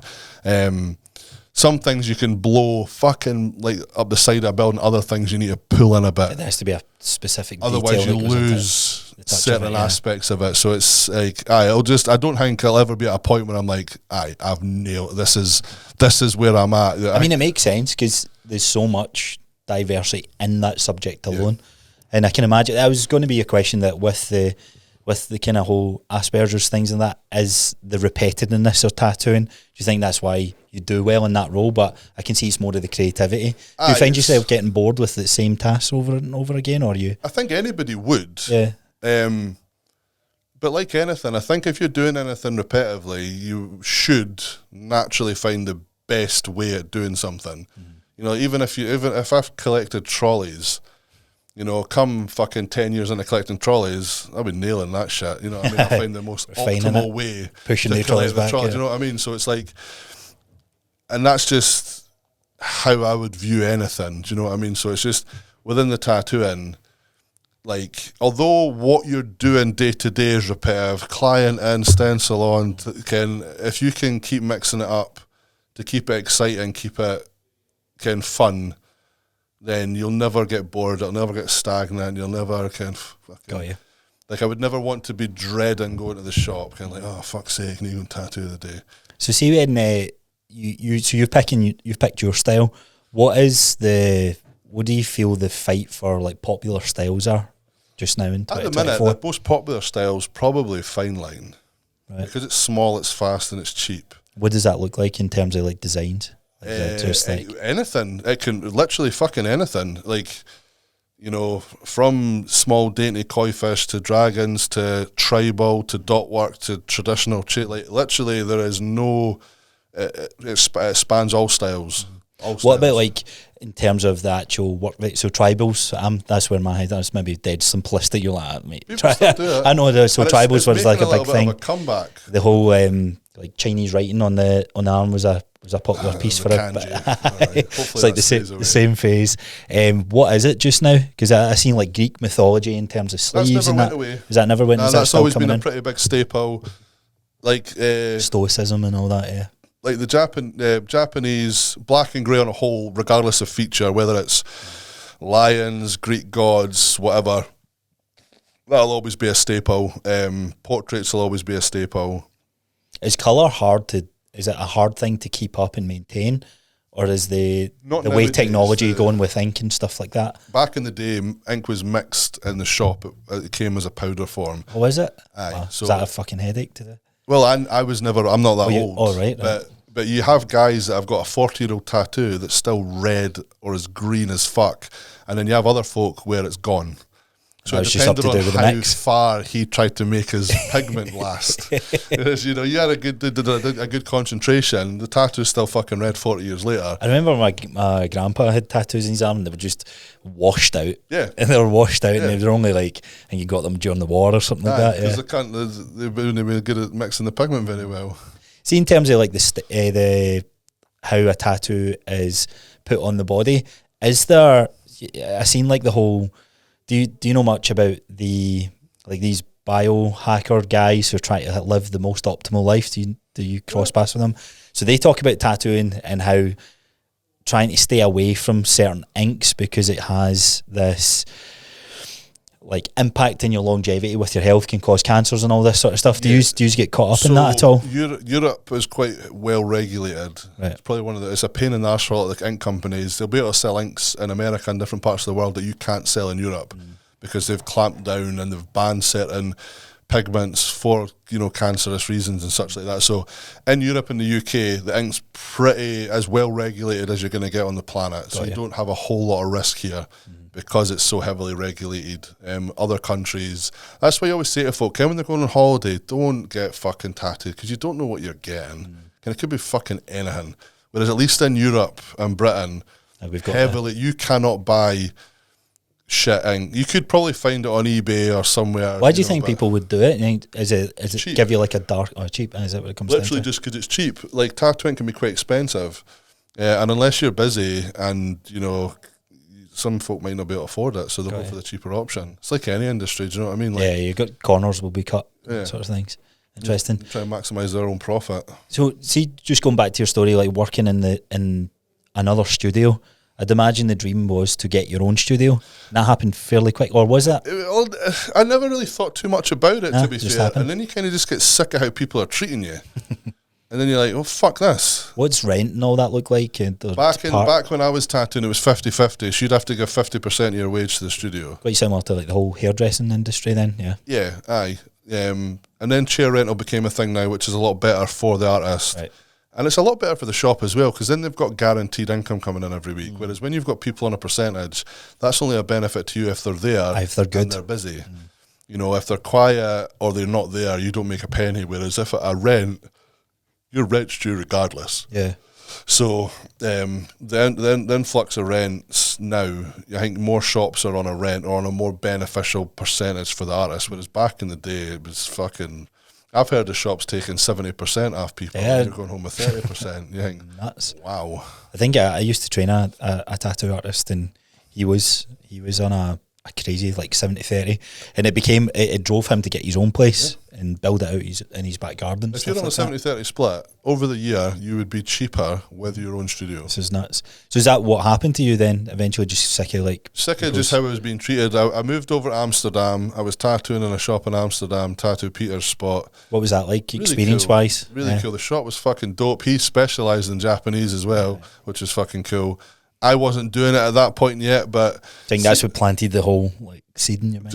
There's probably very likely like seeing him doing some of this stuff because he was really good, and then moved back to Scotland, started tattooing in Edinburgh for JFK, who was sound initially, but a bit of a fucking rock star, a bit of a ego.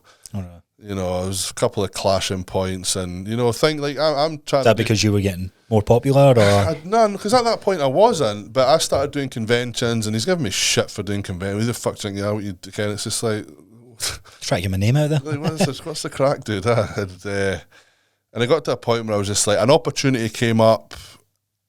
We just briefly had a wee look at to see what was available shop wise, and it was this you and your Charlie? Charlie, yeah. And we're like looking, and I'm like, that's doable, but I had no money. Risky, we never. Was well, I was skint, so I put together a proper dynamite business plan. Went to my mum and that. I'm like, right, this is the fucking crack, and she's like, how much do you need? I'm like, no, let's like, I've put listen to this fucking plan, and she was just like, what do you need? Yeah. And they funded me opening my own shop. Good. And the rest is history. That's history. How did you meet Charlie? At the Scottish Tattoo Convention. There you go. See, yeah. Get herself out there. Aye, she was friends with the people who ran the Scottish show, and she worked in Lush at the time as well. So they had a Lush stall, and the first thing she says to me was, "Do you want to smell my tits?" It's sexy lingerie. But sexy lingerie was the perfume she was wearing. Right. So I've just been like a fucking rabbit in the headlights. Like, excuse me, what? How were you like in with women and relationships and that sort of stuff? Probably not as good as I thought I was. Nah. But you know, 12 years on, I'm obviously all right. Yeah. You know. So was that it? Was it that simple? Kind of started dating and then. A few weeks after, mate, I've got some food, and 12 years on, child later. Class. Job's a good one. Love that, and you're getting married soon as well. Planning it. Right. It won't be till like 2026, 2027 or something like that. I'm booked quite far in advance. That's a slight issue. Yeah. So we need to try and schedule it after when my diary opens up ever so slightly. Is she a tattoo artist? No. She just in the similar space, or like what'd she do? No, she was doing laser removal for a while. She's gonna. That's a handy trait to have. After the month she takes them out. Fuck that one! Can you fix this? She's like obviously the wee boy needs quite a bit of attention with his difficulties here and there. So she's able to be really fluid and be there for him, and then you know when she can, she can pick up laser and as and when. So let's talk about like the birth of Ragnar then. Was that, so you mentioned earlier that was up there with one of the most nerve-wracking experiences? Having you've not got kids, do you? No, not yet. Mate, having a child is the birth that day is the best and worst experience of your life. So you obviously experienced that at the age of like 17, like super young. No, I wasn't there. Oh, you were? Oh, right, okay, right. Sorry, I wasn't with the mum. Okay, I've mispicked. I wasn't there for. Sorry to paint you in this bad light. I'm digging that, stabbing that in. Right, so this is the first. So the first child I've witnessed being birthed was Ragnar, and so talk us through that day. What happens? Well, she got induced. Pregnancy and all that was that so relatively. Ragnar was a twin, and one didn't make it. Right. And because there was two initially, they kind of sucked the life out of her fucking body. So she had like morning sickness for like 100 fucking years. And then it came round and her body was kind of lacking nutrients. So like, right, we're going to induce you and get him out early just because if anything happens, you might not make it. Did you still think it was going to be twins at birth, or did this? No, that had been in, because they were separate sacs. Right. One just kind of came away, if you like. So we only knew one was coming out at this point. So they tried to induce her for 5 days. So I'd lost like a week of my maternity scheduled just trying to get her started. And you're working in a studio at this point? Or you got your own? You had your own place, right? So it wasn't too bad, but again, being booked up, of course, it's there's so much you can fucking do. And then she got him started. So I've went 5 days. I've been going in. We'll take her for a walk. We'll get some lunch. We'll try and shake him loose. She'll get a bath in the ward because that's apparently meant to help get going. And the yoga ball thing, the whole nothing was fucking working. And then I came in 12 o'clock on whatever day. Well, it was the 12th of January. I can't even mind what day of the week that was back then. But came in. I'm like, right, let's go for a walk. She's like, no, she's going down to labour ward. I'm like, oh, okay. She's like, I think I can, because she was only 5 days, they couldn't get her dilated more than a centimetre. Right. And the woman's like, I think I can break her waters at a centimetre. So we're going down. I'm like, right, sound. So I went down, she's broke her waters. I've sank a can of Red Bull. Everything's happened rapid, Ken. Like her whole, from breaking the waters to him coming out was 2 hours and 24 minutes. After this 5-6 days of fucking rapid birth. So she's like in the stirrups and this, that, and the things, and the midwife looks at me, she's like, you alright? And I'm like, no. I've no eaten yet, I've sank a can of Red Bull, this shit's happening way too fast. I think she I felt? really took a fucking bender. I was like, she's like, do you want to go outside? I'm like, do I have time? She's like, nah. I'm like, right, give me a minute. I'm in the bathroom slapping my face, a wee bit of water. I'm like, right, what were you feeling like you were going to pass out? Yeah, man, I took a fucking wobble. So she's like in stirrups, and the midwife's fucked off and got me a bottle of juice and a sandwich. She's going through the most thing that any woman can go through in their life, and you're like, you want a sandwich, son? You're right. She went and got me a cheese piece and a bottle of Coke. And she's fucking giving birth. Is she aware? Like, is she delirious or? Who, Charlie? Yeah. Well, it's funny because talking to her about it now, she clearly wasn't overly in the room. Aye. She had no drugs. It was unnatural. There was no time for drugs. And like, she's like, this and that. I'm like, that never fucking happened. This is the setup.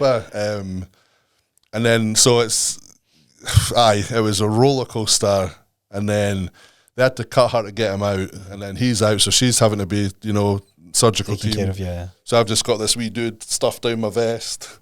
What was that like? Skin to skin. Fucking awesome, lad. Was it? That's what I mean. How can you explain it? Can you describe the feeling? Or because you mentioned you started this whole podcast going, like, I find it hard to like have emotion. And, well, no, it's not like, hard. It's a choice. No, like, I can't, like with my kids and stuff, and with the missus and that, I can be, gentle and affectionate. Just when I'm saying in a relationship, like stuff that'll come natural for you to do with Gillian won't necessarily. Your missus is Gillian, huh? Yeah. You've got it right. Don't worry. Isn't necessarily so, like holding her hand or touching her or shit like I wouldn't cuddle her because her hair's really itchy on my skin. Right. Just things like that. So, but with the kids, it's very different. It's very natural. It's your kid. You've instinctual type. Aye. So, having them tucked in there, even with all that shit that's on them when they come out. Euphoric's probably the wrong word, but just like an overwhelming sort of happiness, complete. It's hard to explain, but it's a nice feeling, kind of warm, fuzzy, cozy. You've got this thing now that created life. Yeah, and it's one day you'll like when you have kids, we'll have this conversation again, and you will not be able to explain it either. You'll just be like, dude, I'm like, I know. Yeah. And when you know, but so it's a really difficult situation to explain and put into words. It's surreal. So there was no complications after that with like Charlie or Ragnar? Yeah, there was actually. So because they brought him out early. How early was he? Only 2 weeks. Right, okay. He was meant to be on the 25th of January. He was pulled out on the 12th, but he became very jaundiced. I wasn't aware that jaundice was dangerous. It was only so the chemical or poison that builds up, that your liver breaks down, is called like bilirubin. And I think when you're under 2 weeks old, your brain barrier hasn't developed yet. So if the bilirubin builds up in your system to a point over, I think it's when it gets to 50 points in your system, it can basically make them a vegetable. Wow. The poison can fuck the brain because it's not protected yet. So he ended up getting a bit jaundice. West Lothian, the wifey that comes to your fucking house, midwife, the health visitor. Yeah, she was great, but there was another health visitor that kept taking the bilirubin meter home to test your child for fucking jaundice. So it took her a few days to get this meter, and when she was able to finally test him, she's like, get in hospital now. Right. And he got admitted at 48 points. Right. So he's not far away from being fucking. Is that nerve-wracking for you? Like, well, I phoned my mum. Was like, he's jaundiced. She's like, oh, it's fine. You were jaundiced too. A couple of hours under lights, you're fine. So we went in not thinking it was a fucking issue. And then when they couldn't get his his levels down, we were explained to how dangerous this actually is. And it's basically like, if we don't sort this out, your kid's going to be brain dead. Excellent.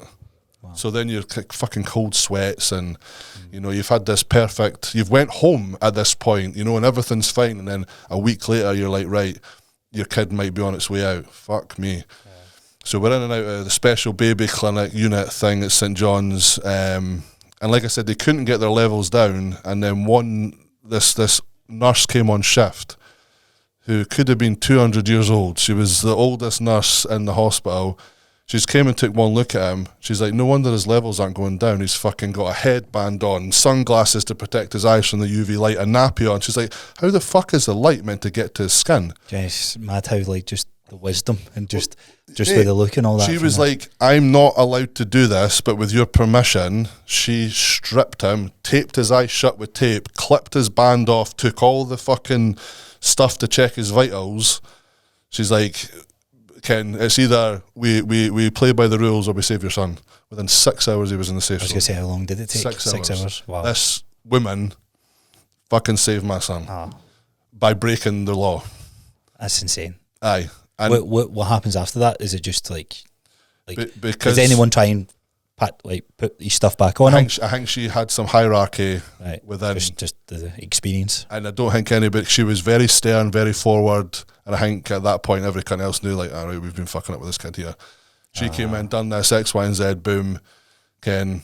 It's like the whistle was blown at that Because obviously back in you can't cut the baby's ID bracelet off because, you know, that's how babies get swapped and get missing. But she just taped it to the front and fucking, Ken, there was always one of us there, do you know what I mean? So that's what she's like, I'm not meant to do this, but, you know.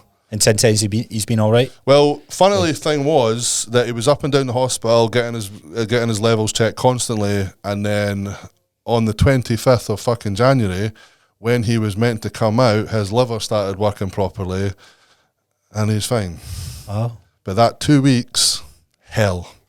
But do you believe in, like, fate or anything like this, or like weird? I don't know. Well, he wasn't meant to come out till then. Yeah, so his obviously shit wasn't ready to start working properly, and then when he was meant to come out, everything fucking just turned on. And it was fine. Weird. It's just like, okay, we're good to go now. And honestly, see, like that day when he went in and everything was working properly and everything was fine, and there was she slept for about 3 days. She you can imagine, like, the emotional wreck of. I mean, like, carrying. I know how hard it was as a father, let alone being the mother. Do you know what I mean? Like, and it is different for them and for us. Like, we've not had to carry them. You know, we put our 3 minutes in at the start, and then we didn't have to do fuck all for 9 months. They've had to feel, endure, go through everything. 3 minutes, if she was lucky. That's insane. Aye, and he's been fucking golden ever since. No more dramas. For his health, yeah. But aye, glad he's healthy now. But initially, yeah, it was Where did the name Ragnar? Where did you pick that? So obviously, I know where that Ragnar. So obviously, like with my name and that, and where I come, well, the family hail from originally. It was always going to be a Scandinavian-based name, but Ragnar was not on the list because of the TV show Vikings. Yeah. We were worried. I watched it. Well, right. So we were worried it was going to get popular and become quite a common name. So I didn't know this was your history. I didn't know. Like you we've been here for a while, like, you know what I mean, like, I can, but originally, so it wasn't on the list, and then when we were in special baby unit, she's panicking in case he did die. He needs a name, he can't die without a name, and so you hadn't had a name? You didn't have a name because we couldn't fucking agree. She wanted one, I wanted another. We couldn't get to a point where we were happy. The name we thought we wanted for him, when he came out, we're like, nah, doesn't look like one. Oh, so that actually happens? Yeah, that's the thing, lad. Wow. Yeah, that's a fucking thing. And she picked the name Ragnar, and then just felt right. There's been many times over the years where she's like, can we change his name? I'm like, no. It suits him. It's his name. Yeah. Like, you can't just change his fucking... Like, when he was 1, 2, 4, she's like, like, you picked it? She's like, yeah, under duress. I'm like, it suits him. It's cool as shit. The name didn't become popular. He's not going to bump into another Ragnar in Scotland, so... No. It's aces, good. So what's his health like now then? So he's got Asperger's as well. He's basically exactly like me. The mini version of you. Yeah. So in terms of like having you as your dad, like what a great role model in terms of like the mentality that you have towards life. Well, now I'm not fat, I'm a better. Well, putting that aside, how, like being a father, how are you kind of foresighting that to make sure that he's kind of raised with, you know what, I'm going to go after thing. I'm not going to be held back by this quote unquote label. We don't pander to him. We don't. There is times where you try and explain to people, but you don't ever allow him to be like, because nowadays, if you're autistic, you're disabled. Yeah. That's what I meant by like the label side of things. Because I imagine like, oh, you get pity and it's a shame. It's like what? It's one of these. I am technically a disabled person, but I'm fucking not. Do you know what I mean? Like, I know back in the day, disabled was a physical thing, and not all disabilities are visible and all that stuff. But I don't like the fact I do come under the umbrella of being disabled. But I think that's just more a personal thing than anything else. Like, but it is what it is. But like my role, me and the missus, we're probably quite a traditional household. My job is to bring him up as a boy, and her job is more on the emotional side of things. I want him to You've not got it. You've not got it by choice. So yeah. I am useless at that side of it. So it's a good balance, probably a bit more traditional, where, I want him to be a proper kind of lad's lad. I'm teaching him that men have muscles.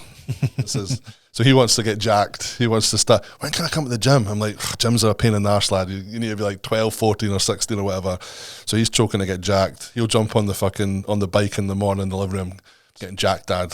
Yes, mate. Use your arms on the wheels. Aye. And that's one of the things for me as well, to help get in shape, because if I'm fucking big and muscly and jacked, then hopefully he's just going to naturally want to be like that as well. Yeah.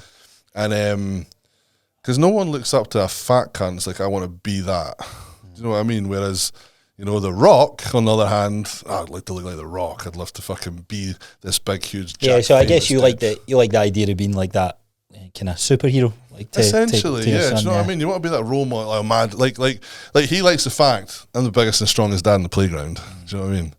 So you're bigger than their dad, eh? I'm like, fucking right, I am. Smash their dad. So you like the status of it? Yeah. No, that's good. And I think a male role model should. I know in today's society it's frowned upon, but very curious to like. How old is he? 7. 7, right? So, have you got any worries for him going to? Because I really think about this. Like high school, I do believe it to an extent. There's only so much parents can do, and it's luck of the draw of the friends and the circles and the influences. Because you remember high school, like what was cool to us. Though. Like it's the current curriculum is against your children. Yeah, that too. That also too. You know what I mean? Like, so him going into that with a quote unquote disadvantage or a label going into that. Is there any nervousness or worry that you have, or you're thinking about how to navigate? Yeah, she's more worried than I am. Right. Because I was okay, I'm pretty convinced he's going to be okay, because we are very similar, and he is likeable. He is particular, and he does like his own space, but I fully believe he's going to be absolutely fine. Do you see a lot of you in him? Yeah, and it's funny because, like, I'm not so much worried about how people are going to be with him. I'm more worried about how he's going to be with people, because he's already kind of got a zero tolerance for bullshit. All right. And like and there's just like there's certain kids he doesn't really get on with, and just call him bullshit at a young age already. Yeah. And he was saying some shit in front of a kid and the parents that you're just like, Ragnar. It's like, the time and the place. Come on. If you were a wee bit older, I could explain this, but. And there's situations that I've seen and I don't disagree with them.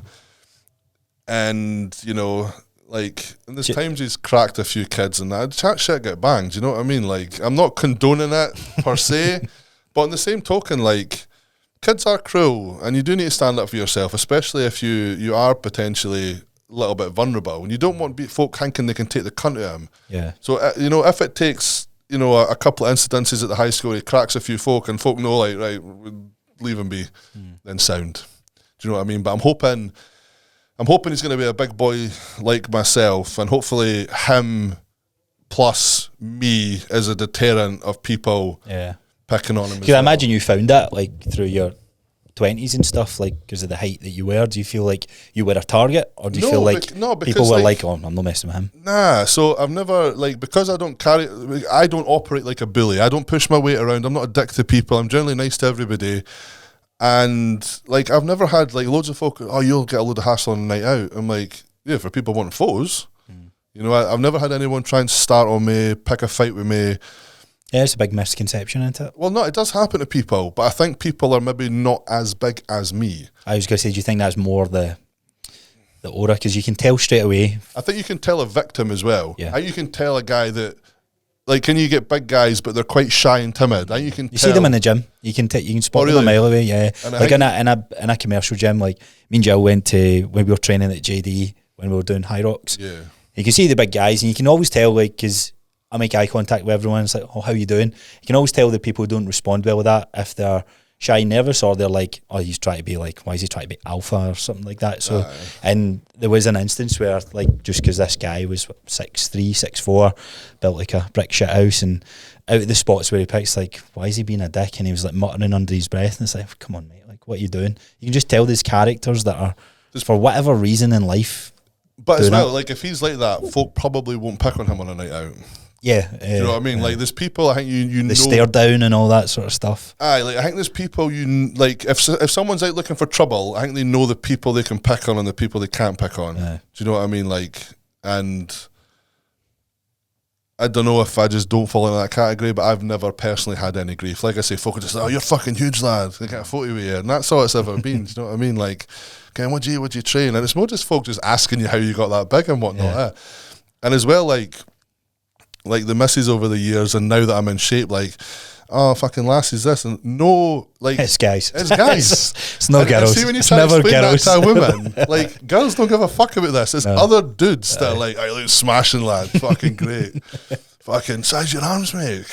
Women don't give a fuck. They don't. Yeah. What do you? So the reason why you gained so much weight and things like that, have you pinpointed it to anything? Like, because you seem like quite a resilient character from telling your story.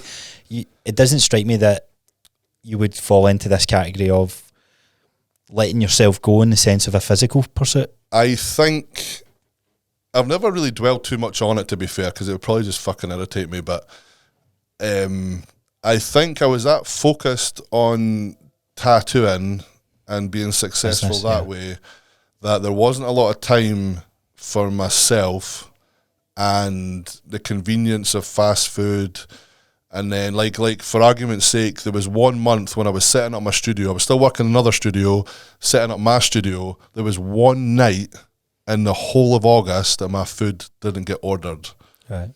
And, I was working through the day in in Edinburgh, then going through to Dunfermline at night to work on my shop, and then somehow trying to design tattoos for the next day and sleep in amongst all that as well. That there was just a combination of years where it was just neglected. And then I noticed I was gaining weight, and instead of looking at it in the mirror and dealing with it, I just stopped looking. Right.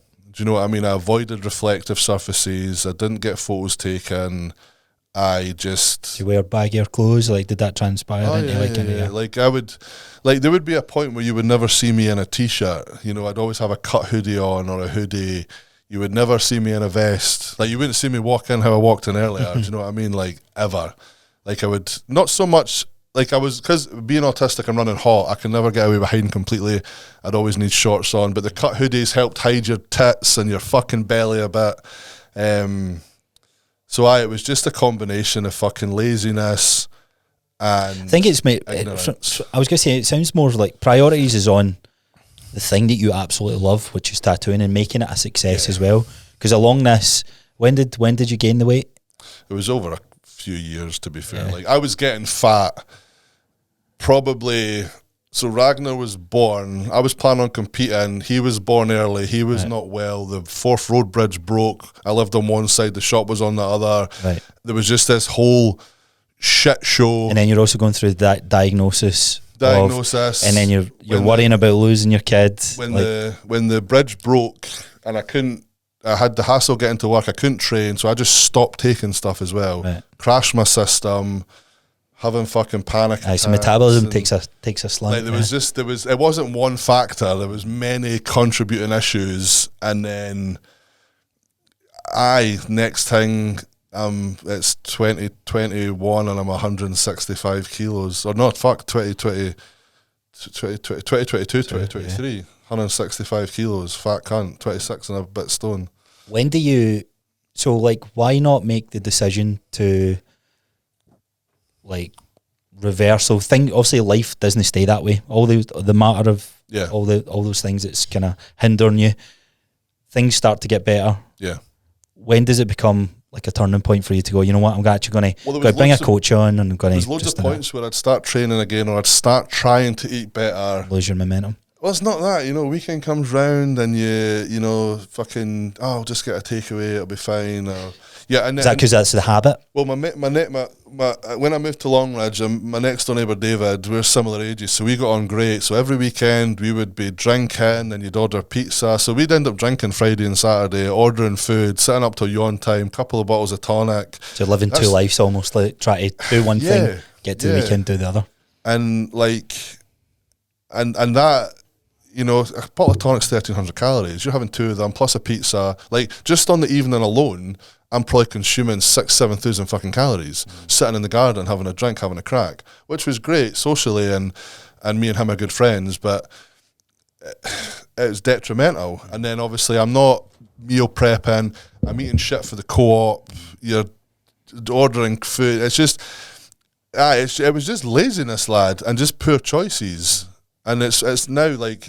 When did it get cutthroat though? When did it go, right, you know what, I'm drawing a line in the sand here. Driving a car and feeling my tits bouncing on my stomach and my stomach bouncing on my leg. Just pure uncomfortableness. Uncomfortable in the car. If you, like, do you think you would have, like, see if that didn't happen, do you think your 165 kilo would have got to 200 kilo if it wasn't a physical thing?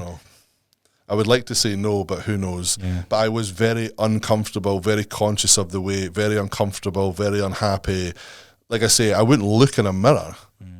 So I was aware, just I chose, for whatever reasons at that point, not to deal with it. And Gio's in your life at this point, so I imagine there's a bit of fun getting thrown. Well, obviously, like when me and Gio first met, it was Mass Monster. Right. And then there was a few years where he's obviously getting his thing, massive into his property side of things. I'm doubling down in the tattoo.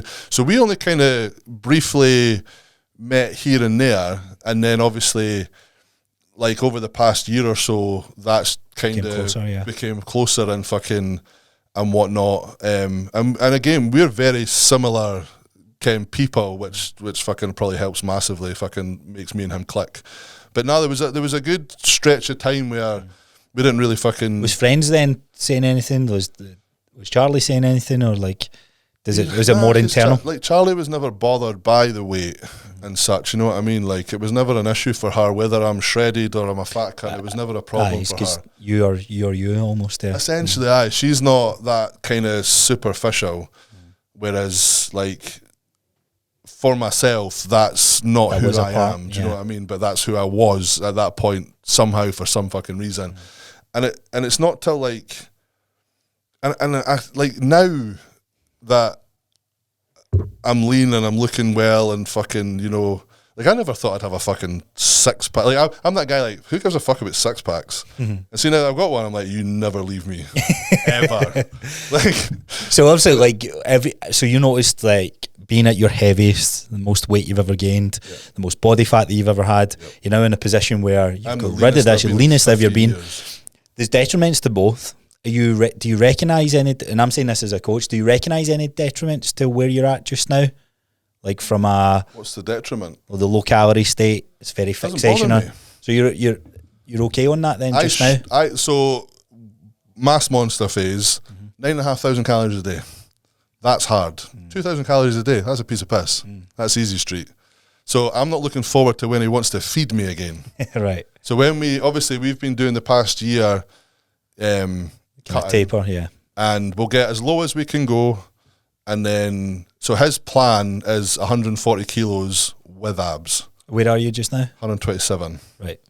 So his plan is like, I'd like to get you like muscularly to 140 kilos, still with your abs. That's his plan in his head.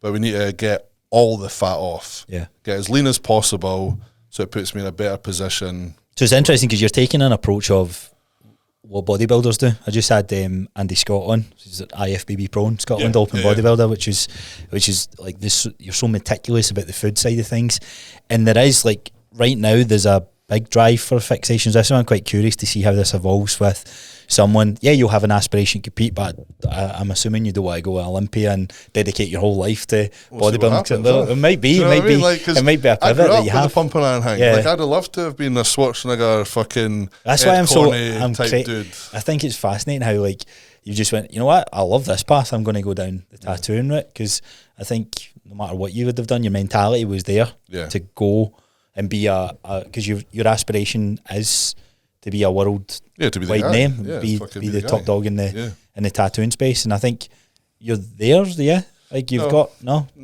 like for the work that you do though. No. Oh really? No, there are many dudes above me, lad. Oh, interesting. Like I may be unique with the way I do it, and I'm very popular within our country and maybe the UK, but there are dudes that globally are known. So do you feel like your goals will almost like the whole like drinking at the weekends and working on your health and fitness during the week, your goals of what you want to do tattooing, and if bodybuilding, the success that you might have with it, say that pushes you in that direction, what would you choose? Well, I'm hoping that they just both go side and side. Right. Because if I'm a world-class tattoo artist and then become a world-class bodybuilder, they go in the same direction. Reputation. Because now as well, you've got bodybuilding categories, inked categories for muscly dudes and that. So, that's true. Yeah, you're right. You know, there's no reason why that doesn't open Two up worlds doors can as well. collide, yeah. You know, and if you're, like, within the tattoo industry as well, it is a primarily quite an unhealthy industry. You know, if you've now got this guy who's... We sat down all the day, how long generally, was a most tattoo? tattoo artists live on caffeine and sugar, lad, and just really bad diet. So if you've now got this dude in the industry who's fucking shredded, healthy, looking fucking on point, why would companies not get behind that guy? You know, push a better image for tattooing than some big fucking fat dude that drinks and takes drugs and's fucking living off fucking dog shit. You know, like, I know what's more appealing to me. Yeah, I can actually see how that will evolve, and you're very unique in where you're at just now. The bodybuilding side of things, or as you go into that space, there's a lot of sacrifice and commitment to dedicating a big part of your life, because it's not just there in the gym. It's a 24/7. But it's not as more taxing as anything else. No, you're right. But it can be a big shift from where you were at 160 kilos. The only problem I find with the bodybuilding lifestyle is date nights. Yeah. Because you need to eat off plan. And that's fine for most of the other time, but Ken, if you're doing a prep, say for argument's sake, I end up doing the Olympia thing, there's going to be a stretch of points where I'm going to have to be very selfish. And so this is what I mean, like it'll be, because I don't think you've hit the stage of the downsides of some of the things that can come up with bodybuilding. Speaking to Andy and kind of hearing like when I was going into his story with the sacrifices to the relationships, the friends things, and like you said, the date nights and it's that. Like I was meant to play poker on Saturday night. I know when I play poker, they order pizzas and shit. I'm 5 weeks out from a holiday. We're on a diet phase. I'm the leanest I've ever been. I'm not coming, guys. So is the control there to say no to that? Yeah. But see, when you're at that sitting, do you feel like you would take the pizza? Yeah. Oh, yeah. If it's there, sitting right next to me, because you know what's the harm in one slice? Who the fuck has one slice? And the next thing you've had, it's not engineered. It's designed for you to keep wanting more and more. Aye, and I probably could go and play poker and not eat that. See, if I took my meal prep with me, I'd probably be fine. But I don't want at this point right now. I don't want the temptation to be there. So it's easier just not to go. Like I might be doing the London show the weekend before I go on holiday. I'm not going. So you're saying no to those events. Do you think you'll miss out on opportunities by saying no to some of these things? No, or you quite made peace with it? If the stars aligned and the competition piece I was working on was ready for London, I would have went. But it isn't ready for it, so it's a pointless trip for me now, right. And it's going to be detrimental to my body. Just justified, so it's a waste of it'll be a waste of money. It won't benefit me in the way I would like it to, and it'll be detrimental to my body and my meal prep. So, like when I do go to a convention, I meal prep for the whole weekend. I will take my food with me, go down with a big cooler, so I don't eat shite while I'm away. But I will end up having dinner out just to be social, but we'll try and make sure it's a steakhouse and I can try and stay. There's tons of things you can eat out into. Yeah, you can make it work. And nowadays as well, like, have you done like a proper prep or that before? I've done bodybuilding. Right, so I don't know how it is for you. So say if I went home and had a takeaway tonight, I'm going to be very ill for days. Well, that's it. That's what's the weird part about this whole fitness thing. There's something that's in your life regularly, and you're so adapted to it, and you don't realise how shit you feel from it. Yeah. You come away from it for so long. You can't eat it now. You then reintroduce it, and you're like, how did I eat this? Because it's not worth the trade-off of the feeling that you have. So you become... Which is good, because it stops you doing it. Yeah, and that's where I was kind of going with this question is like, what does your week look like, or how do you balance the lifestyle of tattooing? As you said, it's usually living on caffeine, energy drinks, shit takeaway food. How is that? How have you made that work for your lifestyle now? Prepping. When it comes to like I say, every morning difference? I get up, I do my fasted, I take my supplements, I do my fasted cardio on the bike, and then I meal prep. And then when he's at school, I'll get him up, get him ready, take him to school, and then go to the shop. So and this is what I try to explain to people, and folk are like, how have you done that, man? You're looking fucking great. How have you done it? I was like, lad, it's choices. It's as simple as that. And until you can wrap your head around how simple it is, you don't understand. And that's why I can't understand how I was so fucking fat. And it's feeding your own bullshit and lying to yourself and fucking making excuses for yourself. Oh, I don't have time. You had time to spend 45 minutes waiting on your Just Eat come in, and you did this for 45 minutes. I can cook anything in 45 minutes. Like when me and the missus went up to a wee cabin up north the other day, I cooked 14 meals in an hour. There's no fucking excuse for anybody to be out of shape. It's exposure and experience though. Like you mentioned that, like, I wouldn't imagine you had done the whole prep side of things before. Well, I had done, like, obviously back in the day. Yeah, but with a kid and going through all the new... running your own business, having your own shop and all this sort of stuff. So like that at the forefront of your mind, it would have been like, oh, it's okay, I'll just do this then. I am in a very comfortable position business-wise and such that I do have, well, saying kind of what, like everyone has the fucking time. Again, it's just prioritising your time to make it work for you. And before I wasn't doing that because everyone's done it. You fucking vegetate in the sofa for 4 hours. You know, I could have done my cardio, been to the gym and meal prepped. And it compounds. 4 hours. The more you do it, the less you want to do anything else, and the more you want to do the thing that you know is probably not the right thing for you. And it's one of those ones where folk are like they look at me as if my food is weird. I'm eating how we're meant to eat as a human. What does that look like then just now? So at the moment, it's just changed it as a Monday there. So normally I'm pretty much almost pure red meat. Up in the morning, 100 gram of frozen blueberries, 50 gram of whey protein, 20 grams almond butter, blended, chug it with my salt and shit in it. And then my first 3 meals of the day, were fillet steaks with just 100 gram of greens. And then depending on whether it was rest day or training day, depends on where the potatoes are put in. And if it was the first meal, no potatoes, just the veg. Second meal would have same meal, just with 100 gram of potatoes. And then my pre-workout meal would be the same again, but I'd have 200 grams of potatoes.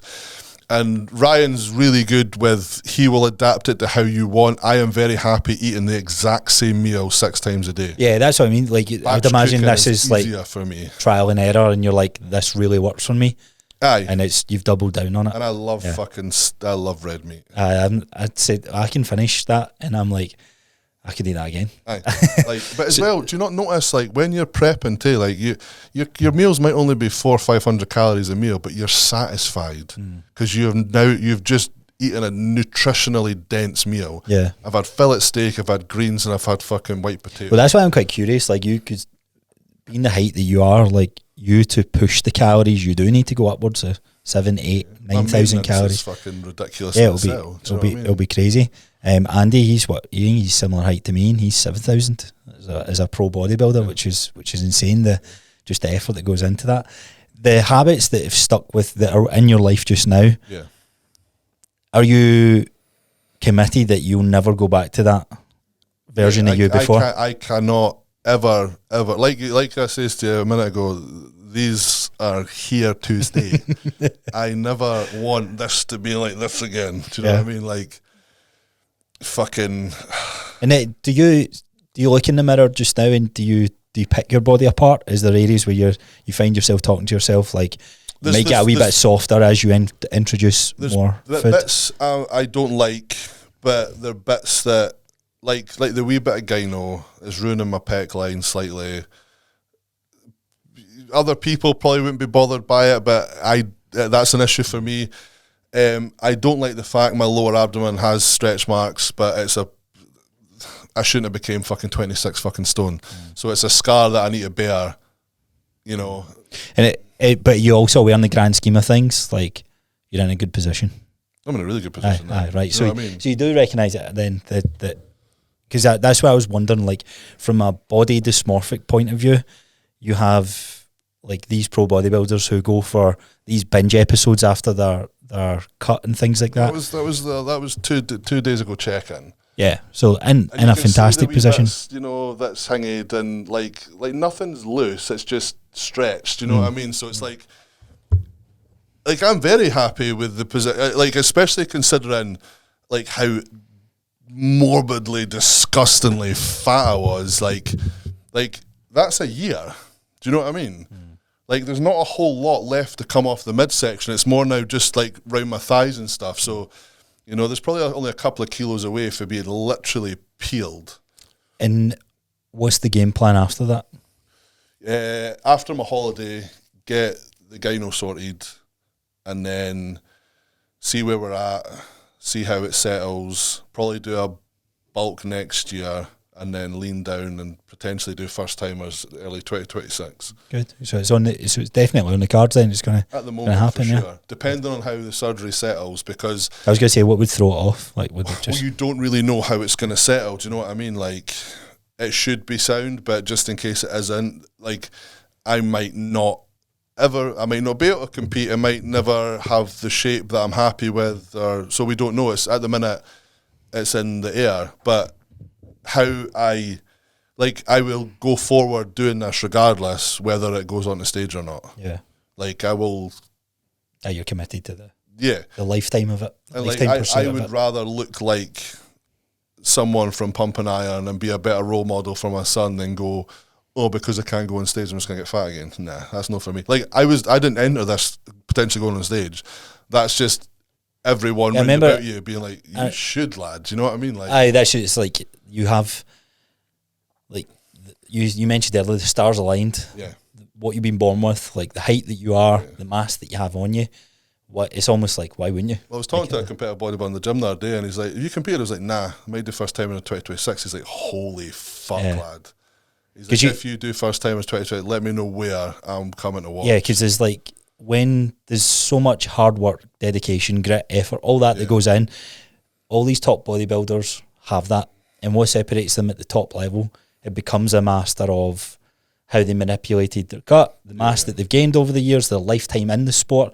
But then there's the part of genetics, and there's a big part playing in your favour for that. Course, and I think it'd be quite cool to see where you go with that. The mention of it, just like I need to be there. It's just like for sure. What category would you go in?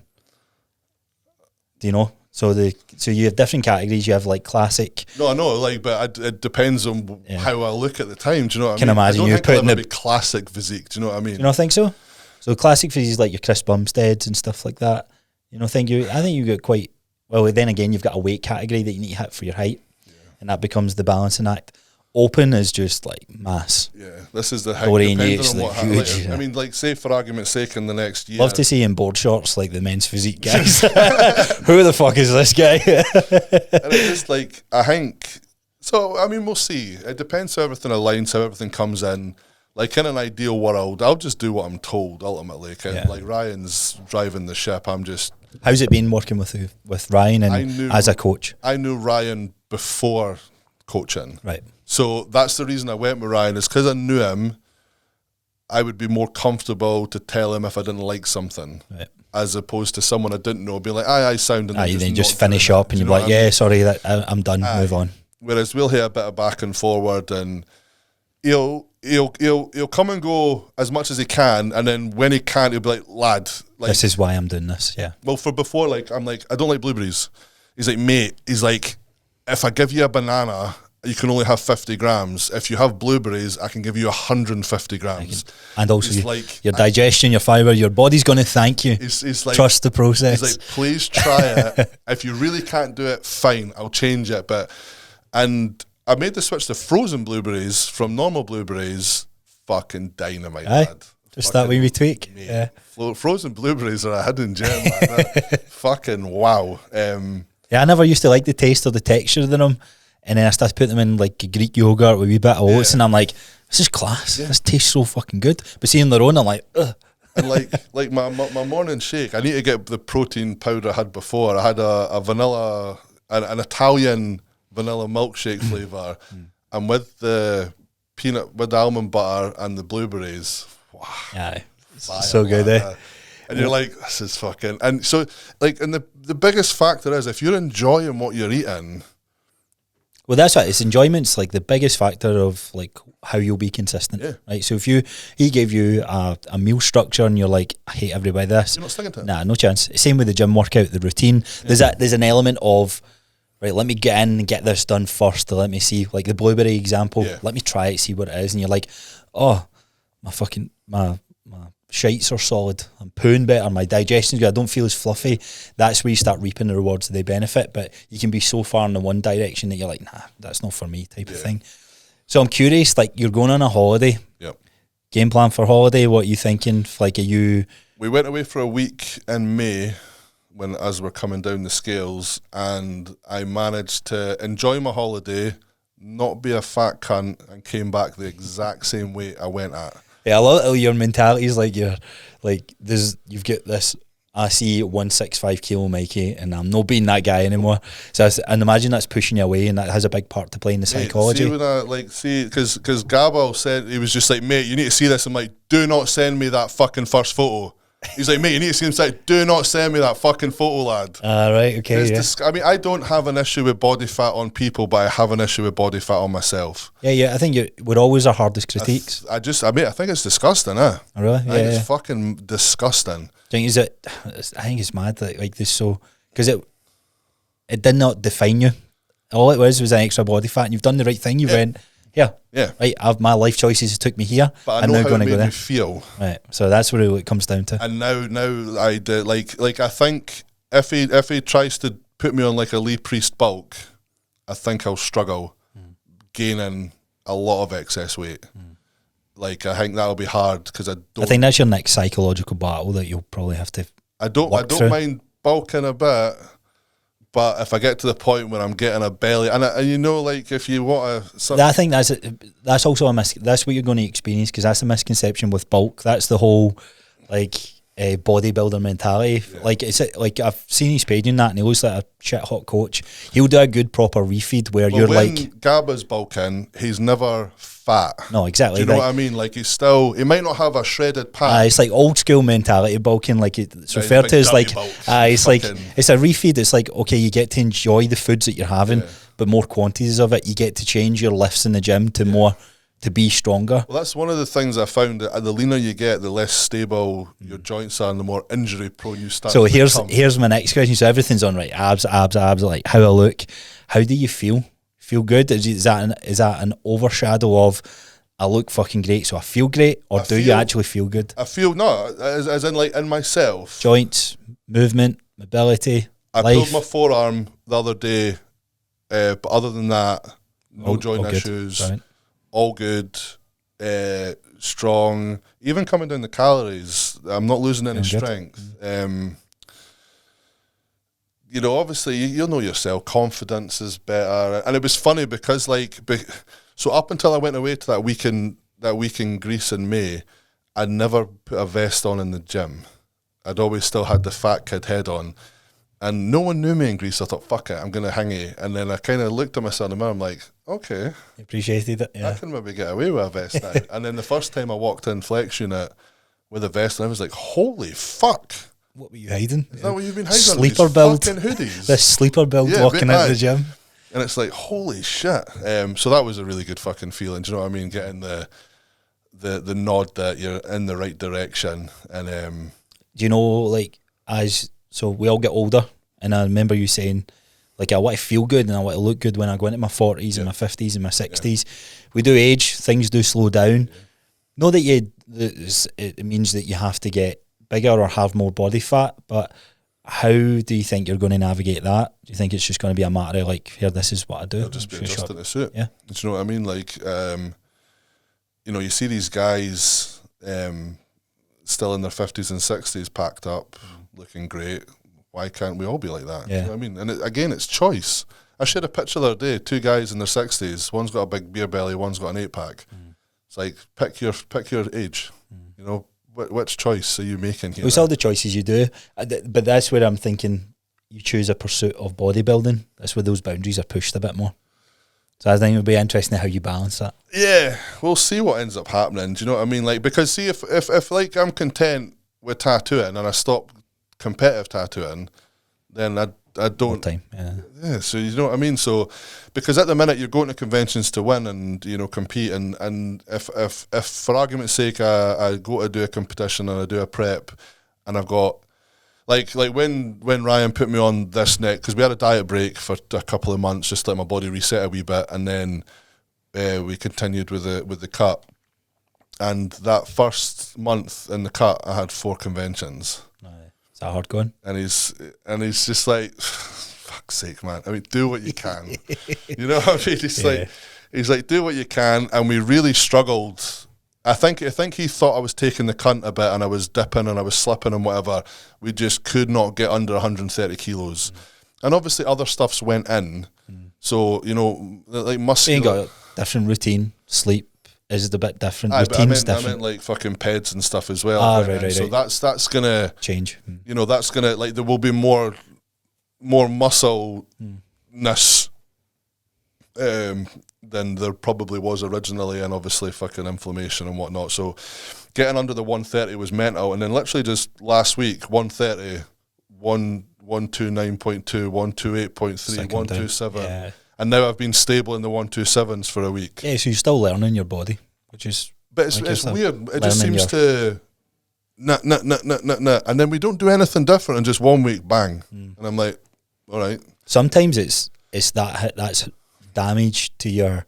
Or that's just how stubborn your metabolism can be from experience of 35 years on this planet. Yeah. Like, there's just a history and like, we don't even truly know that. Like, see if I'll show you a graph of like what we know or how our metabolism chemical process works, because it fascinated me when I went through my nutrition qualification, and it was all these complicated like formulas and stuff like that, and it was like this wee tiny circle at the bottom of it is like, this is what we know about the metabolism.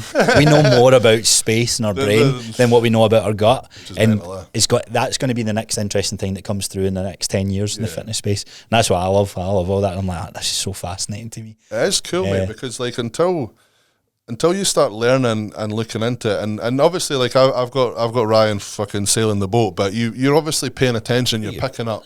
You understand, and you're starting to understand calories, because you get people that are like, I don't understand how I'm fat, I don't eat a lot. It's like, yeah, but what you're eating is so calorifically fucking dense. It's insane. You're having a meal and smashing your daily allowance, and you don't fucking move. Baffled me with peanut butter. I always thought like peanut butter protein, and then I was like, peanut butter's bullshit. Whoa, I was like, it's no protein, it's just calories. It's just fat. It's calories and fat. Yeah, it's insane. So I got to ask you, like, before we finish up here, so there's a couple of questions I want to do just from a fun perspective. But on the subject of the gym, what's like your favourite? Like, when you're looking at your body and you had to go, right, if I could change that one bit, forgetting the gyno and that, but you could add muscle to it. Is it chest? Right. Chest is that's an area spot. That's what you think. Anywhere else, or is that? Nah, legs, like legs will grow no bother. I neglected my legs for a few years, so they're a wee bit behind my back and my shoulders and shit like that. But I'll get them caught up. I've always had massive calves. Big. Keep doing the hills with Gio and they'll be fine, eh? It's crazy. Arms have always been big. Chest, shoulders, and I think my arms and shoulders overshadow my chest. I see. And everyone's got that weak area, lad. Do you know what I mean? So chest is where it is. My chest and the shape of my chest. It's almost like I've got kind of like a Conor McGregor type shaped chest. This is a fucking. I'd rather have a rounder, fuller chest. Aye. Than the so they're like this, and this is what I mean. Like genetics go in your favour in some parts, and then other parts like. I don't think the gods or whatever will always align everything perfect. And I'm fucking pushing like 3 plates aside, 3.5 plates aside, 4 plates aside. Strength doesn't matter. It's no strength. Do you know what I mean? Yeah. It's just. Do you think you'll ever fancy powerlifting? I did. I used to do strongman and powerlifting back in the day, lad. Because you've got like strongmen are always the tall guys. Yeah, I had some good fucking. I could fucking deadlift 200 for fucking 12 reps in a bar. Strongest deadlift I'd done was just over 300. Mass moves mass. Bench was 160 for 10. Fucking heaviest squat I think I ever did was 280. Like not. It'd be brilliant to see you go like world, like a household name in the tattooing industry, like worldwide name, like. But box that off, Olympian, strong man. Just see you knock them all down. But like, it's just the doing that shit is hard, like powerlifting and that. Mentally taxing. I can only imagine. I would say like I'm not saying bodybuilding's easier, but bodybuilding is easier. Well, like just know that it's like less of a graft to do, but mentally putting all your energy and effort into that. Then trying to do an actual job. I don't know how some of the guys do it.